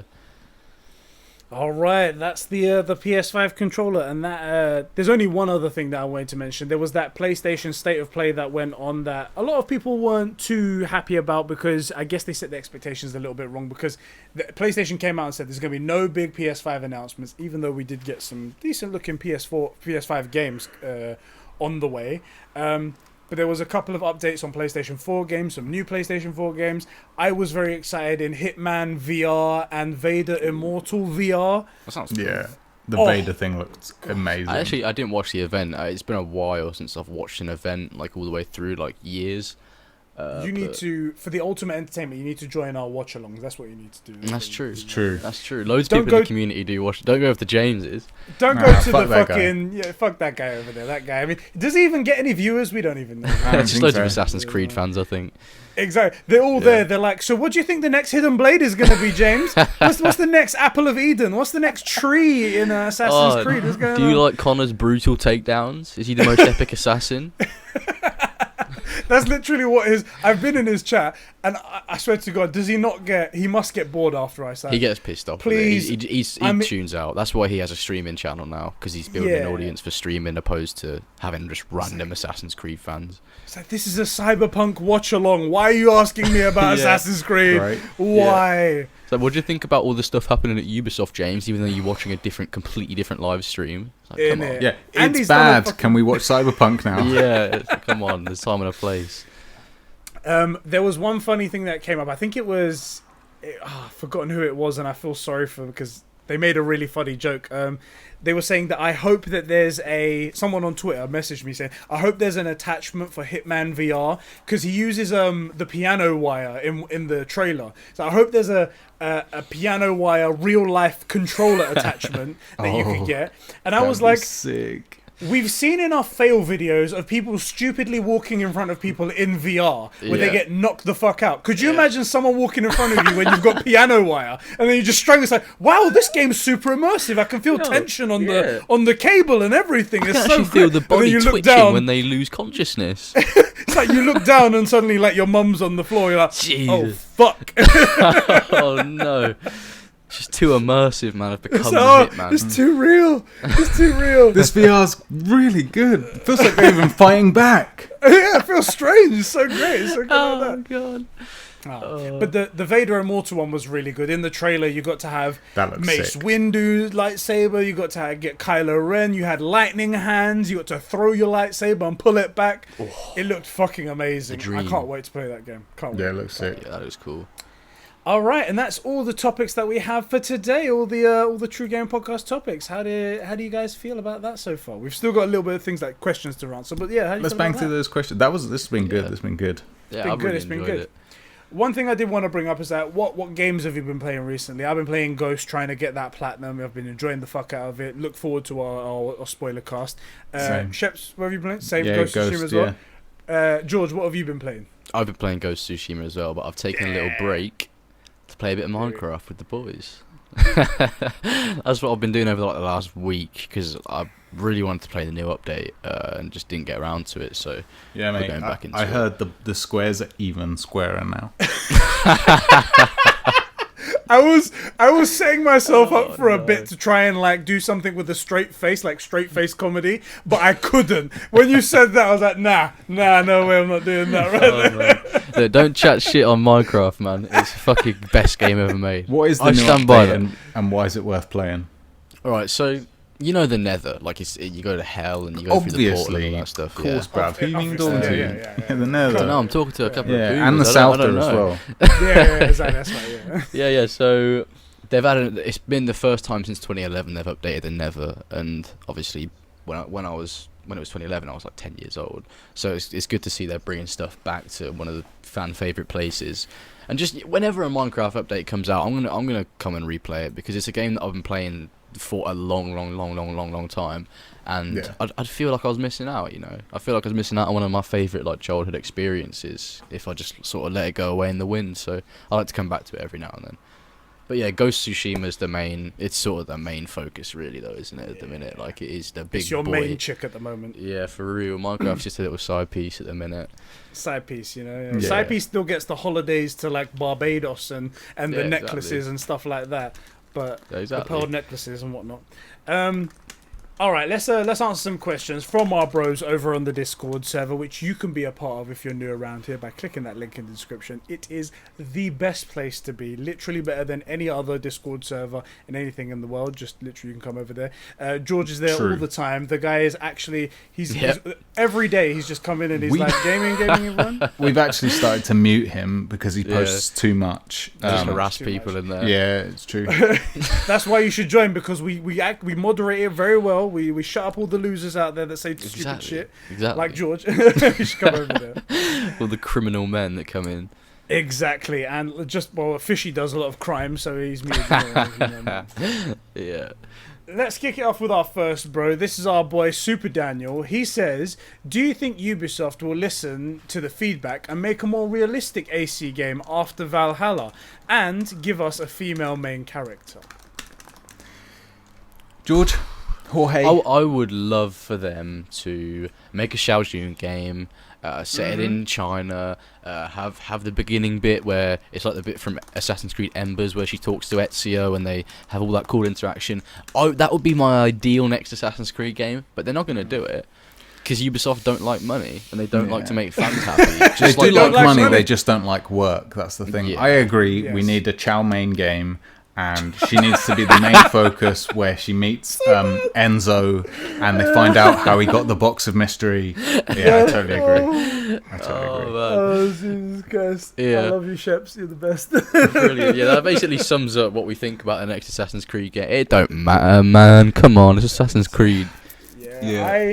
I honestly think that I was excited for Valhalla. I was excited for Valhalla based on obviously all the things that have now gone terribly wrong, like Ashraf email being in the being involved and whatnot. Yeah, buddy. And we like Darby McDevitt, even though Darby's still a cool thing and a cool. Darby's person and cool. whatnot. I'm just saying I hated Ashraf before it was cool, so... Yep, Sheps was the first to hate Ashraf before anything came out about him, so he had a premonition about that. It's true. I'll be the first to admit that I loved him, but you know, Oh, yeah, great judge of character. Wait, do you like us as well? I do. I Oh, do gosh. indeed. So you We're never gonna- know what's going to happen. we're going to be paedophiles or something, aren't we? Oh, God damn it. Why did you We're say that? We're doomed. I fucking hope not. I hope not too. I really don't want to be. But you've doomed us now. You've doomed us. Look, gamers are men. That's all I can say. Yeah, That it's is true. Gamers are men. Yeah, Even the true women, men. they're men as well. Exactly. Yeah, look, if you're a girl and you're a gamer, you're a man. You know? Exactly. That's That's it. how it is. Right. Man. I did like that. I was very excited for Valhalla, but everything that happened to it, like also the stuff outside of the video game with the Ashraf email and stuff like that. I call him email on purpose, by the way, just so you know. Okay. Yeah, Ashraf email, and all of the other stuff. And then we started to get the information about like you can be any gender, but it doesn't have any consequence to the game. You can just pick whether you're a man or a woman. I was like, that seems so lazy. I mean, what's the point? What is that? Then I don't care who I choose. You choose for me, and then that's it. It doesn't matter. The thing is, they usually do choose for you. Like Cassandra was canon, and female Ivor is canon. It's like So they say, but that only came out later. Like I don't think that's true. I think they came out and were trying to get internet brownie points and Reddit karma and stuff. Yeah. Because otherwise, just make them canon. No one really cares. Yeah. You know, like just don't give us the option. I don't if want they're the canon, choice either. Yeah, if they're canon, just write an amazing character, have them voiced by an amazing person, and have their decisions matter, and all the voice actors do it. And if you get an option, then there should be not major differences, but some differences, like romance options, like you know, if someone's a fucking sexist or if they're gay or whatever, like that should change whether or not, like if they're gay and you're if it's a gay dude and you're a chick, you shouldn't be able to romance them, or you know, No, exactly. right, like otherwise, That makes don't give me sense. the That's option. realistic. Yeah, just write an amazing character. No one's gonna give a fuck. You know, no one cares. Well, just write the best Cassandra character. was bad. That's why she is the canon character, because obviously the people at Ubisoft were trying to push for her to be the character and then had to make Alexios afterwards. But also in the book of Assassin's Creed Odyssey, it's from Cassandra's perspective. Which so there is evidence to it. There is, yeah. Because it feels like they did it the other way around. It feels like they made Valhalla, and then we're like, "Fuck, we'll say that." Yeah. Female Ivar's the main one, and then they brought out the comic, and they were like, "Make female Ivar in that."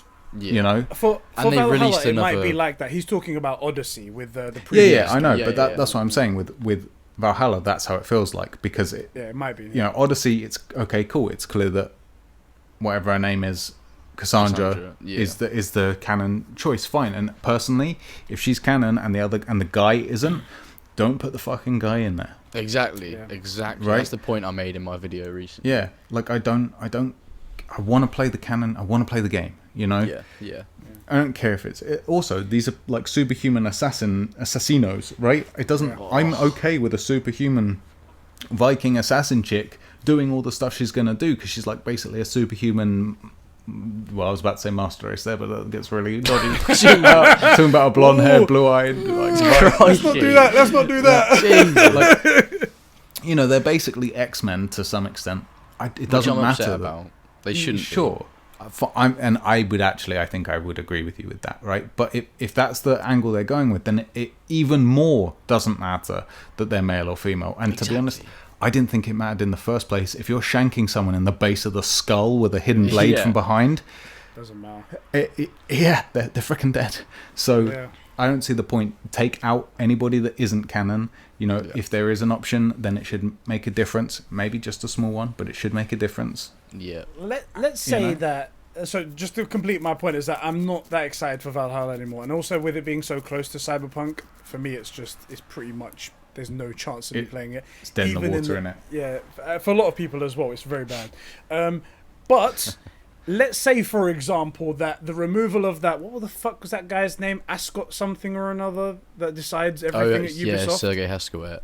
Yeah, let's say that the removal of that guy fixes everything, and now the developers get to make the game they want with the characters they want, right?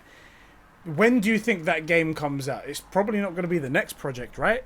Or is it going to be the next project? Is it going to be the one it could be the after that? next I would one. like It to could be the think next that one. after Valhalla they take a break from Assassin's Creed for a few years, to be honest. I know it probably I won't think so. happen, but I would love for them to just Well- take a step back and just stop for a bit. They've done that already, haven't they? It used to be annualized, and then they went, okay, you know what? We're shitting them out and no one gives a crap, so let's move on to every 2 years, and now they're every 2 years. So do you think they're going to take another gap, make it 3 I or would 4 love years? for them to. I would love for them to spend even 5 years working on an Assassin's Creed game and bring it out and come back. Yeah, and just have it blow us all away. Because Assassin's Creed is a franchise that used to be at the top of storytelling and at the top of single-player games, and now it's the bottom of the barrel scum. I just wanted to see it come back again and be what it once was. It won't. And it will give Walshy a chance to make some more views and whatnot. That motherfucker is It'll give desperate. He's got anything over there. No subscribers, no views or anything like that. It'll give him an opportunity to make videos on a game that's actually good. For once. Yeah, exactly. Yeah. What's he gonna do in between though? I mean, there's only so many numbers of trees and grass in AC Valhalla that you can review and compare and contrast in between in 5 years. Like it's gonna take a long time. That's the thing. That's why I think making videos on Assassin's Creed, it's just fucking draining. Like it's a series. There's not much to it, and if they do have a big gap, you're pretty much fucked. Yeah. I'm with you, George. I think they should make Splinter Cell because that's what everybody really wants to play. Yes, I'd love Splinter Cell. And then take a big long gap and focus on an actual story-driven AC. Yeah. That's gonna do like a re-envisioning of it, like with God of War. You know, like historically accurate. You know. Yeah, make it basically real life. You know. Yeah. And they can put it anywhere the fuck they want in the world, or make the chow mein, whatever her name is, Xiao Jun. That's borderline, isn't it? We're gonna get my game for that. It's a joke. We laugh. Yeah, I don't know the character serious. or her name. I really don't know. Like either make that game or go back to the drawing board. I'm not saying reboot, but like, look, God of War 4 isn't a reboot of the franchise. It's a new direction. You know, spiritual successor. Yeah, exactly. They can do that. They should do that. They should make Splinter Cell. And then come back and redo this and make it a big deal, you know? 100%. I love, speaking of Splinter Cell, at that Ubisoft Forward event, like, what the fuck? What the fuck, guys? I think they showed off, it was like a mobile game or something like that. Yeah. Right? So it's a shitty game anyway. And they showed off in the shadows, there was like the 3 green lights coming up. Splinter Cell's coming back, and then it comes out and it's just some shitty like All-Star Royale type game and whatnot. For that's fucked. Mobile. You know what? I was like, why you gotta do this, bruv? Was it Breakpoint? Has Breakpoint come out? Ghost Recon Breakpoint. Was that the newest one? They put. So. I think wasn't Sam Fisher in that game? I think he is actually. Yes, he is. Yeah, I haven't played it, but I've heard it that he's actually in that game for like one Sam mission Fisher. or something. Yeah, he's got like grey hair and he has like the goggles on. And it's like, just make a fucking Splinter Cell game. Everyone loves Splinter Cell. They can see the hype that they get when they show just those 3 green lights. I know. How have they not figured out that this is the game that needs to happen now? Right? Imagine like a really ambiguous like trailer, like a reveal trailer. At the end, it comes up with those 3. The goosebumps I'd get from that. Absolutely. And that's just from the imagery, just from like a symbol. 3 green dots, and they know what they could do with it, but it's Ubisoft, so they don't do what they don't like work. Pisses me off. They don't like work and they don't like money. That's what it pisses me off. Can I ask one question to you, George? Maybe you'll know this, and also Sheps, you can weigh in on this, even though we're not deep in the Ubisoft like community and whatnot. Yeah. All these people got fired, right, from Ubisoft. All these are assholes that have done bad things and whatnot. And Yves Guillemot has been the one that's taken the position of Chief Creative Officer while they find like a new person and whatnot. Yeah. But Yves Guillemot, he's the CEO, right? He's the Chief Executive Officer. He is, yeah. He's a top dog. But why is he still there? Because I don't know. The buck stops with him regards to everything. Mm-hmm. And all of that was allowed to happen under his rule. The head of the HR department, whatever her name was, it was like Sarah or something like that, rightfully let go because she's the head of the HR department and everything that happens underneath her is all her fault. Yeah, basically. Now, I understand you can't fire the entire company and whatnot, and you have to have a CEO and whatnot, but he was... That guy, the one that the Ascot guy, what's his name? What's his name again? Sergei Haskowitz. Sergei Haskowitz. He was his right-hand man, they used to say. Like, whatever he said, Yves Guillemot would be like, yes, I trust this man, and that's what's going to happen. So, he's an idiot. He has a clear bad judge of character, or at least he's in bed with him, or he understands his reasoning for everything. Why is Yves still there? I don't know. I mean, I was questioning this even before all the stuff at Ubisoft. Like, why is Yves Guillemot so involved with it when he doesn't understand the industry he's a part of? He's a businessman. He's not a gamer or a developer. Right. He doesn't understand it. But even more so, why is he still in the company now after everything that's happened that he's let slide? Crazy. I don't know. I couldn't answer. Maybe it's his relationship with shareholders. Maybe he's been able to weasel his way out of it somehow. I don't know, but I feel like he should be held accountable for a lot of stuff. Not directly accountable, but by proxy. And then they're like, no, what we're going to do, we're going to give you another title and probably a salary bump as well with that because you're doing 2 jobs. So fuck it, go for it. There you go. Yeah, no, I know. So strange. At the end of the day, the idea that the CEO was not made aware that these things were an issue, like that no disgruntled employee wrote to him or in-mailed him and said, like, this is an issue or I'm considering legal action, right, is insane. Or that the head of HR wouldn't have come to him and said, look, you need to be aware of this because we might be facing a lawsuit. This person's claiming this, right? You have to know that stuff so you can get the company ready with PR and all that stuff. I do not believe that he had no idea. He may not have known to the extent and all that stuff because predators are good at being predators, right? Yeah. But you had to have some inkling of something. I mean, I'd like to give him the benefit of the doubt because he doesn't seem like an unpleasant person. He doesn't. He seems genuinely like... I mean, we don't know anything about him, right? We fucking know what we see on the internet. But when he talks, he doesn't seem like a person who's constantly pushing people over or something like that. Exactly. He just seems like a nice old man. That's what he seems like. Exactly. I just... look, one of the other... Okay, let's say he didn't know. Does that make it better or worse? Not really, because you're supposed to know what happened. Like, the captain of a ship is supposed to know everything that happens on his ship. Right. I guess so, but Ubisoft have 10,000 employees, which is but they weren't. It wasn't a random employee in a broom closet somewhere that touched up a woman. It was really high up fucking employee, and Alex many execs as well. Alex Amancio was really involved in AC Unity as well, and like just a huge name. Crazy. It wasn't one guy either. It wasn't one guy that was high up doing this stuff. It was a lot of the top brass, basically. You know. Yeah, that's a good point. A decent person as well with a decent judge of character. Like if I'm introduced to a person for the first time, or if someone works under me and they're constantly like, fucking these bitches, fucking make me a sandwich, you fucking cut over there, but I'm not gonna listen to anything you say. Or you're thinking this guy's a top lad, exactly. I'm doing a French accent. Tout ta mère, I'm gonna make the Assassin's Creed.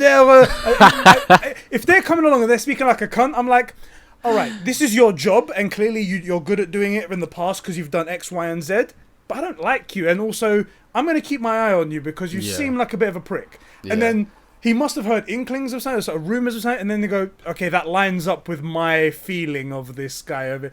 I think we should investigate. He should have done something. I don't know how he's got away. Okay, have you heard the story of Alex Amancio? He was at a Ubisoft party, and he licked a woman's face. What the in front of everyone, so everyone saw it. How did that not go back to the company and directly to Eve himself? Alex Amancio, the lead creative developer of Assassin's Creed Unity. I will say, in fairness to something like that, that sounds really bad when you speak to it like this, but people do weird, silly shit at parties, and at the time it's fucking hilarious, or it was really funny, or in context it made total sense, or...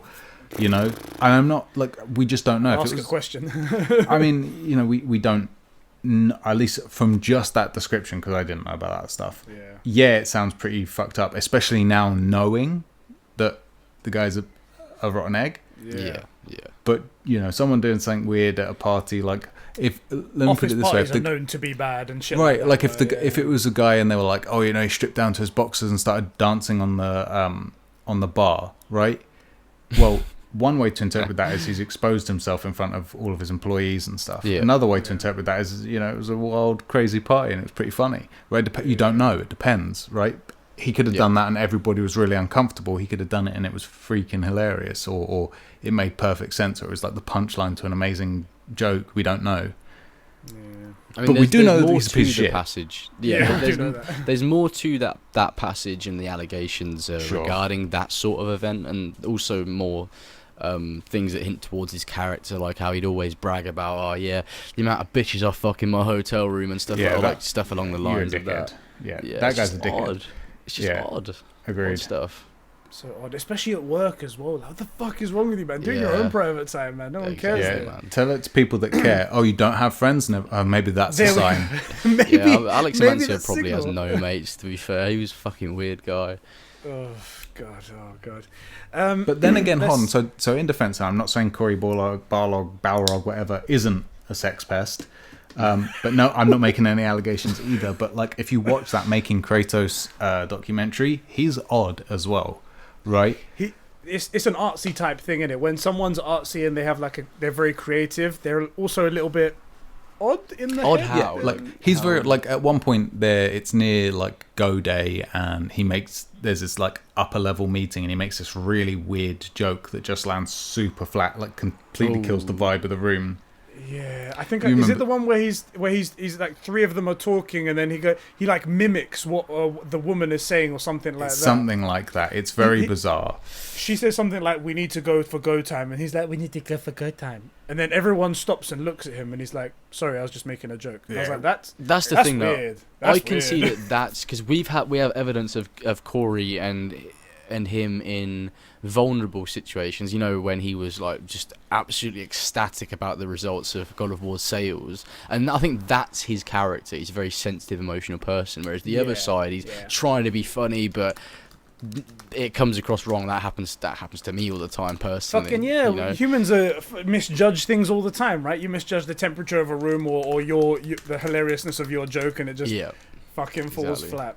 I think it is, and it does happen more to the more creative people, because they're more like either recluse or they just don't get out more. Whatever. Definitely. It happens to them more often, whatnot. The side effect of being creative. Yes. I guess. Yes. You guys okay if I move on to the next question? Yeah, let's go to the next one. Of course, yeah. The next one is from our boy Luke, and he says thoughts on Watchdog Legion story trailer and the game overall, and also he says when's the next Cyberpunk delay? 10 days, boy, 10 days. That's what we got right 10 here. days to the next delay. Probably 9 days by the time this comes out, but 10 days for the Patreon lads. That's what it's going to be. So, as for the Watch Dogs Legion story trailer, is that the one that is like the cartoonized stylized one, or is that a different one that I'm thinking about? No, this isn't that one, and then I hate the like, what do they call it? Dystopian Britain, and you can take over you can play as anyone, like a grandma or whatever. I haven't even watched it, and I hated it. I hate Watch Dogs Legion. It looks like shit. I'm glad you fucking said it. I agree. I thank fuck for that, because I've been holding my tongue, because some people say they like Watch Dogs. This one's been a bit more iffy for everyone. And Ethan said he played a bit of it, and there were some bits that he liked about it, and I was like, this looks like dog shit. Ethan's a very fair. It looks soulless. Ethan really likes to thoroughly go through both sides. He never outright goes, this was really bad, because he's a very balanced person. Yeah. I think Watch Dogs Legion looks like a waste of time. Yeah. Waste. Watch Dogs has always agree. been a subpar franchise. Like, the first game wasn't even that good. I'm surprised it's gotten to 3. 2 was shit, and 3 looks even worse. If they get a 4th, I'll be very surprised. Really surprised. It looks soulless because you're not connected to any character, so it can't have any real story. All you can go through is some main storyline as any character that you're currently playing, unless it dies and you pick up a different character. Like, how can you get invested in that? That idea, like, is just terrible. Who the fuck came up with that? It would be good. It would be fine if they were like, okay, you pick a character, right? Yeah. So look, you can be the gangster granny, and it then sets a basic way to get, let's say, anybody that's 50 plus into the story. And let's say if you pick a street artist, it picks a basic way to get anybody that's 20 and under, you know, any of these characters into it. If you pick the the bricklayer or whatever, the guy that has all that shit, then it picks the way that anybody that's 20 to 35 goes through. You know, there's got to be ways so that, like, if it's the old lady, her grandkid's involved. If you're the kid, if you're the tagging kid, your granny's involved. You know, like there's no connection. I'm not invested in the story because I have no fucking character from the get-go as well. It falls flat from the first step, and that's the problem with it. It's got no appeal. Yeah, no appeal. God, I hope you wasn't excited for it, Luke, because we really dogged on it right now. That's true. We dunked on that game hard. Look, as I said in my Watchdogs video, if you're looking forward to it, more power to you. That's what video games are for. They're to be enjoyed. But honestly, in my opinion, it looks like a piece of shit.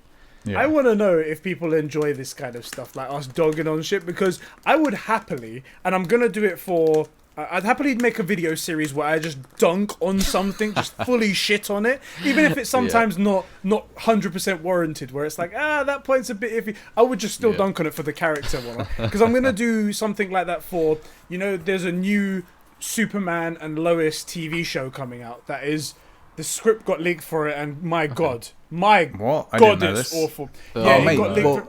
Let's just rewatch all of the Adventures of Clark and Lois then. Hells yeah, mate. That would be so much For better, Patreon. even in now times. It'd be better. But I'm gonna watch that TV show and I'm gonna do a review of it. Right? Sick. I saw the leaked script and they mention things like Fortnite and TikTok in it. Oh, that can only go well. Remember what they put into the Crisis of Infinite Earths, the Leroy Jenkins thing? It can only be good. Do you remember Endgame when they talked about Fortnite in that? That was really funny. Yeah. The whole theatre was up in roaring. Even that though, they were just like, "Oh, I'm playing Fortnite and whatnot," and then there's a passing joke, and it's with a character that also is very funny, the Stone guy and whatnot, Taika Waititi's character, right? Oh yeah. I was like, "Cool, no problem, fine." He's a comic relief character, and it was only mentioned once. See you later. Yeah. But this is like, hey, I'm Supergirl. I'm Superman and whatnot. I'm here to save the day from these bank robbers. Can you guys get in the frame? I'm doing a TikTok, okay, guys? Oh my God, no. No, please. Anyway, I'm gonna do that video review for you guys and absolutely shit on it because it's probably gonna be terrible. And if you guys like that sort of stuff, let me know because I'll do a whole series. Let's move on to our next question. It's from our boy Zahir, #YourNameForAnimeClub, and he says, "Why won't you play Persona 5 Royal? It's the highest rated PS4 exclusive. I personally think it's because you're racist. I hope you're able to rehabilitate yourself because you're missing out. Please play the game. My life depends on it. If I die, it'll be your fault. You don't want me to die, do you?" And he puts one of those adorable faces looking up like... Yeah. Well, I guess we've got to play it then. I mean, personally, the only reason I didn't play that but am playing Ghost of Tsushima is so that I'm more informed for my racist opinions. That's it. You was gonna not play any Japanese games because you're racist. Right, then because you were like, let me play this one so I could be more informed on my racism. I have said that a great game is a story about people, right? But the Japanese aren't people. So They're not. That's right. Why did I add to this? I could have easily stayed out. You could have stayed back. Fine. You could have stayed back. Take that clip. Someone take that clip and just have a field day with it. Fuck you know. We love everyone, okay? Fucking, if you're any fan of us, you do. know that we love everyone. We don't give It's a true. fuck where you're from, who you are, what you do. We love you. That's Except the really Japanese, what we obviously. Goes without saying. Except for that. Exactly. Yeah, I'm only an enormous anime. I've only dumped literally thousands of hours into like the culture, the medium. Obviously because I hate them. You hate them. That's fine. That's a lot of dedication to just be informed on hating someone. Right. I don't want to be an uninformed bigot. You know. That's just embarrassing. Ashton also writes in a comment. He goes, "They're both racist here. That's why it's unfortunate, but that is how it be." Yeah, I mean it's true. I mean neither of us are Japanese, right? So proof. Exactly. Proof right there. The next question is from our boy Rohit, and he says, "Do you prefer gaming events spread around the whole summer like Summer Game Fest, or gaming news/events in 1 week like E3?" This is a really interesting question. I might have a feeling that surprises you, but go ahead if you want to answer first. I prefer the 1 week thing, just E3. Yeah. Me like too. Stuff like that. It's all the hype in this one enclosed little week, and then you're done when you come out the other side and you have loads of information. Yeah, it's a bit busy, but it is. Agreed. It is a bit busy, but it's just all that hype and energy feels so cool. Prior to this, I was one of the guys that was dancing on the grave of E3 because they fucking we both were in it. Like fucking COVID came along and forced them out, and there was like this was the year when PlayStation was the second year. Sorry, that PlayStation was like, we're gonna do our own thing. We don't want to be involved with E3. And then there was another group. I can't remember. Someone else said they're not gonna be there. People were pulling out left, right, and center, and then they shut down as well. E3 shut down. It was like, well, no one cares about E3. This is the death of them, and I was dancing on their grave. Yeah. But I actually don't like. I mean, fucking, we didn't know about the Night City Wire event. We didn't know about the State of Play event until like 1 or 2 days before. I've got nothing to be excited for. Yeah. And if it's all spread out, so it might be on a day that we can't record, me and Sheps and whatnot. Whereas if it was done on one weekend, I could say, all right, fuck it, we're taking Friday, Saturday, Sunday, Monday off, so we can do everything all in one go and be really up to date with everything and enjoy it with our lads. It's so shit the way it is now, and I want E3 back. I miss E3 as well. I miss that feeling. Yeah. You know, now, don't get me wrong. Look, E3 has problems, and we've said that this could kill E3. It's turned out to be shit, and it won't. But the E3 needed to work on stuff, so it could be the event that we want it to be, and it should be, and can keep the attention. Because I think E3, despite the Summer Games Fest being kind of crappy, could still die. E3 can still die. Because it's just not, it's taking a lot of things for granted, and there's the queues are enormous, and there's no real hype. There's no after parties that anyone mentions. It should be the gaming event. You should be hearing like 3 months beforehand how like Ninja and fucking PewDiePie are so excited to go and stuff. That's how it's gonna stay alive. But I miss it a lot. I do miss it. Yeah. I also want it back. Just with classic gamers. Yeah. Go on, George. What was that? I think the reason why we miss E3 as well is just because that sort of name E3, it brings back a lot of nostalgia, I guess. Yeah. I also want it back because as we're getting bigger, and one day we might be big enough to like go over to America when this when America finally get rid of this COVID whatnot, which I don't think they are getting rid of anytime soon. But when it all happens and maybe we're bigger, maybe we get to go to E3 and do some like proper coverage there and enjoy some video games and be awesome and whatnot. Cool. Yeah, it would be sick. Dream, man. Yeah. For sure. The next question is, well, actually, this one's already been answered. He wanted to know Gerg's thoughts on Halo Infinite. I think you were quite cool. Like, there you go. Yeah, we did that already. Our boy Ben, thanks very much. There. Cheers, Uncle Noli, aka Hammid, says, "I'd love to hear what George thinks of Far Cry 6. Well, I guess fuck us then, Ships, innit? Fuck us. We're just gonna sit off in the corner then. I wouldn't. Go on, George. Take it away on your podcast. Yeah, Far Cry 6 looks like the return to form we've needed since 2012. I mean, since 2014. That was when Far Cry 4 came out, wasn't it? Obviously, we don't know much about it at all. We know that the cast is going to be good. At least the villain will be good, which is something that I'm quite excited for. But from the screenshots we've got, it does look like it's returning to the form of Far Cry, where it's not this over-the-top, crazy, stupid, unbelievable story with a stupid villain that's trying to copy Vass to basically appeal to children. And we've got a playable character again, opposed to faceless man _ who has no personality and doesn't say anything. I'm excited for it. Colour me excited, because honestly, we need a good Far Cry game. It's been fucking years. Yeah, no opinion, because obviously fuck us. So we don't get an opinion. That's what happens right there. Yeah. Moving along then. Fuck you, Hammid. The final question is from our boy Kai. Also wrote in about the horrible allegations in Ubisoft. We did cover that. Yeah, we did. I feel like quite nicely, so we're going to answer that one. Thank you for writing in, though, bro. Diogo writes in and he says, "If you're still recording, because I completely fucked up. And I gave hours notice. No, 50 minutes notice. Yeah." I was like, oh shit, we're recording. Okay, guys, in an hour we're doing this. But thanks to everybody, by the way. We got so many questions in just that 1 hour. You guys are fucking legends for that. Yeah. He goes, what are your thoughts on the epic gaming trend of movie tie-in games? Personally, enjoyed them as they made a large amount of my gaming collection back on the PS2, but I know most of them suck too. Have a great gaming day. Nah, man, movie tie-in games suck. You played the Transformers games? Oh, just amazing. I mean, the movies are shit in the first place. Fucking, you can't start off with a shit movie and then go into a shit game. Fox in them. They're fine movies, alright. Are you ladies man 2187? Are you? See, tell it's me. Classic. Transformers 1 is a classic, man. Come on. Please, no. Yeah, movie tie-in games suck. I don't know why. I didn't know it was a trend, really. I thought it was just something that people cashed in on when they could, and they never succeeded. Ever. They don't succeed. I mean, except for Superman Returns, that one. Oh yeah, that was a banger. That's an absolute banging game. Banger. The Metropolis's health bar. Come on, that's it right there. Oh, That's the game design, just beautiful game design. beautiful game design, revolutionary, way ahead of its time. You know, they'll bring that way back ahead soon. of its time. Sorry, but give me a second. I'm just responding to Zahir's comment with just about every emoji we've got. Oh shit! Yeah, I've just seen it. Fucking hell! I wanna let me click on some of them right there. So, what was the question? Movie tie-in games freaking suck. They're just a bit of me wants them, you know, like I want them to be good and for it to happen and stuff, you know, because you'd be like, oh, I saw that in the movie and that time, you know, but it just has never panned out as far as I can tell.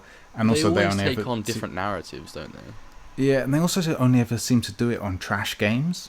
Yeah. You know, it's never like I can't think of a game that it's never Spider-Man. Yeah. You know, it's gonna be the Marvel game or some shit, you know? One exception to the rule that I want to bring up straight away that I think is actually going to be amazing, and I'm actually going to buy it, everyone, just so you know, the Fast and Furious Crossroads game. Oh, no. Totally different. It's different kettle of fish, isn't it? Yeah, It's I actually completely genuinely It looks believe like that. shit.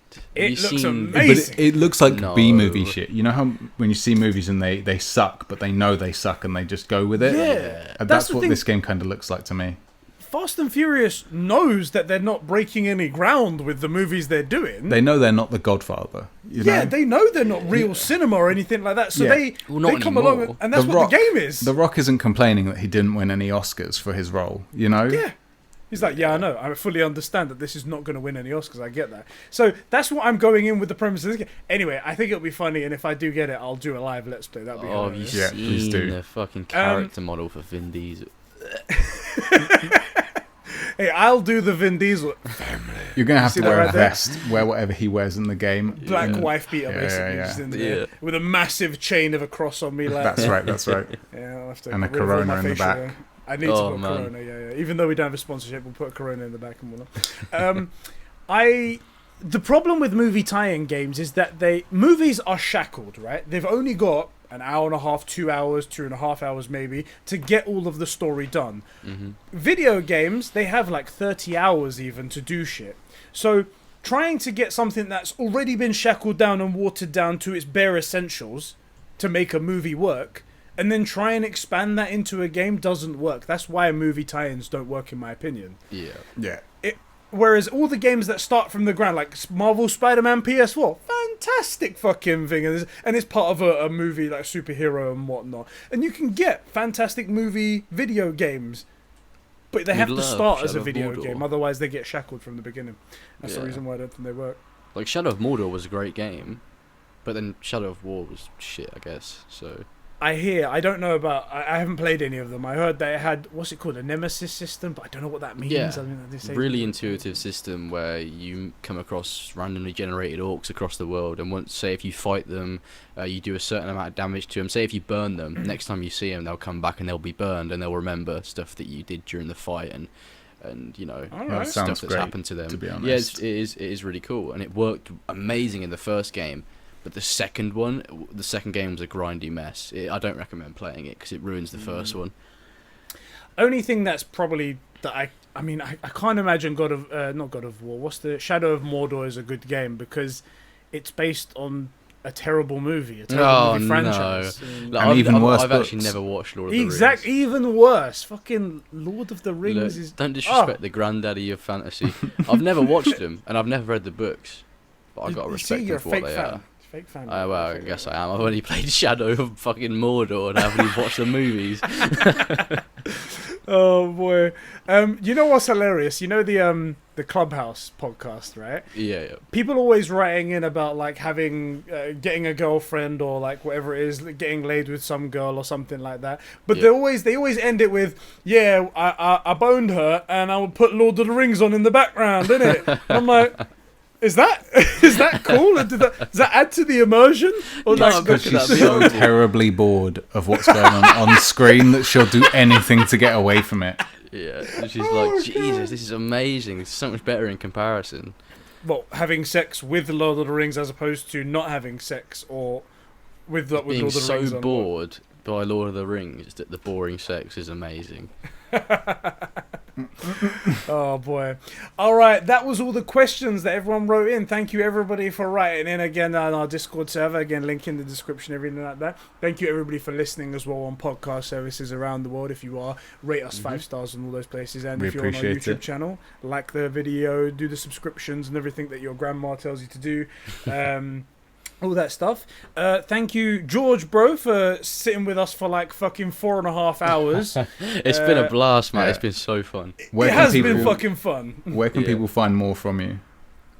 www.youtube.com/user/LongEaredFox Gaming.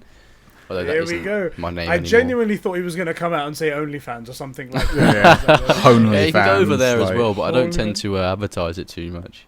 You know?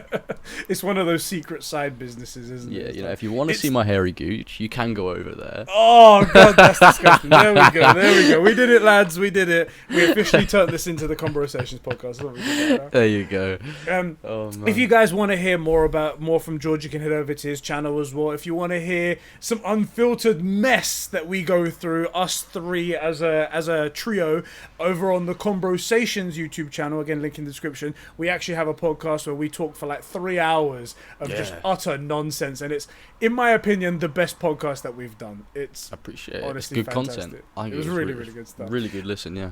Yeah. And yeah, I guess we'll catch you guys tomorrow or today if you're watching this on Monday for the Cyberpunk Night City Wire event. And then also on Sunday, there'll be the Anime Club for My Hero Academia Season 3. Watch out for that. buddy. And yeah, we'll see you guys as well for the Conversation podcast on the weekend. All right, guys. Thank you, everybody, for joining me. Thank you, Ships. Thank you, George. Thank you, Gerg. Yeah, we Thank appreciate you. you coming. No Yeah, worries, man. lads. It's a And pleasure. we'll catch you guys in the next one. Virtual Right. handshake. Virtual handshake. Virtual handshake. Take care, lads. Yeah, Later, virtual boys. handshake right there. See ya.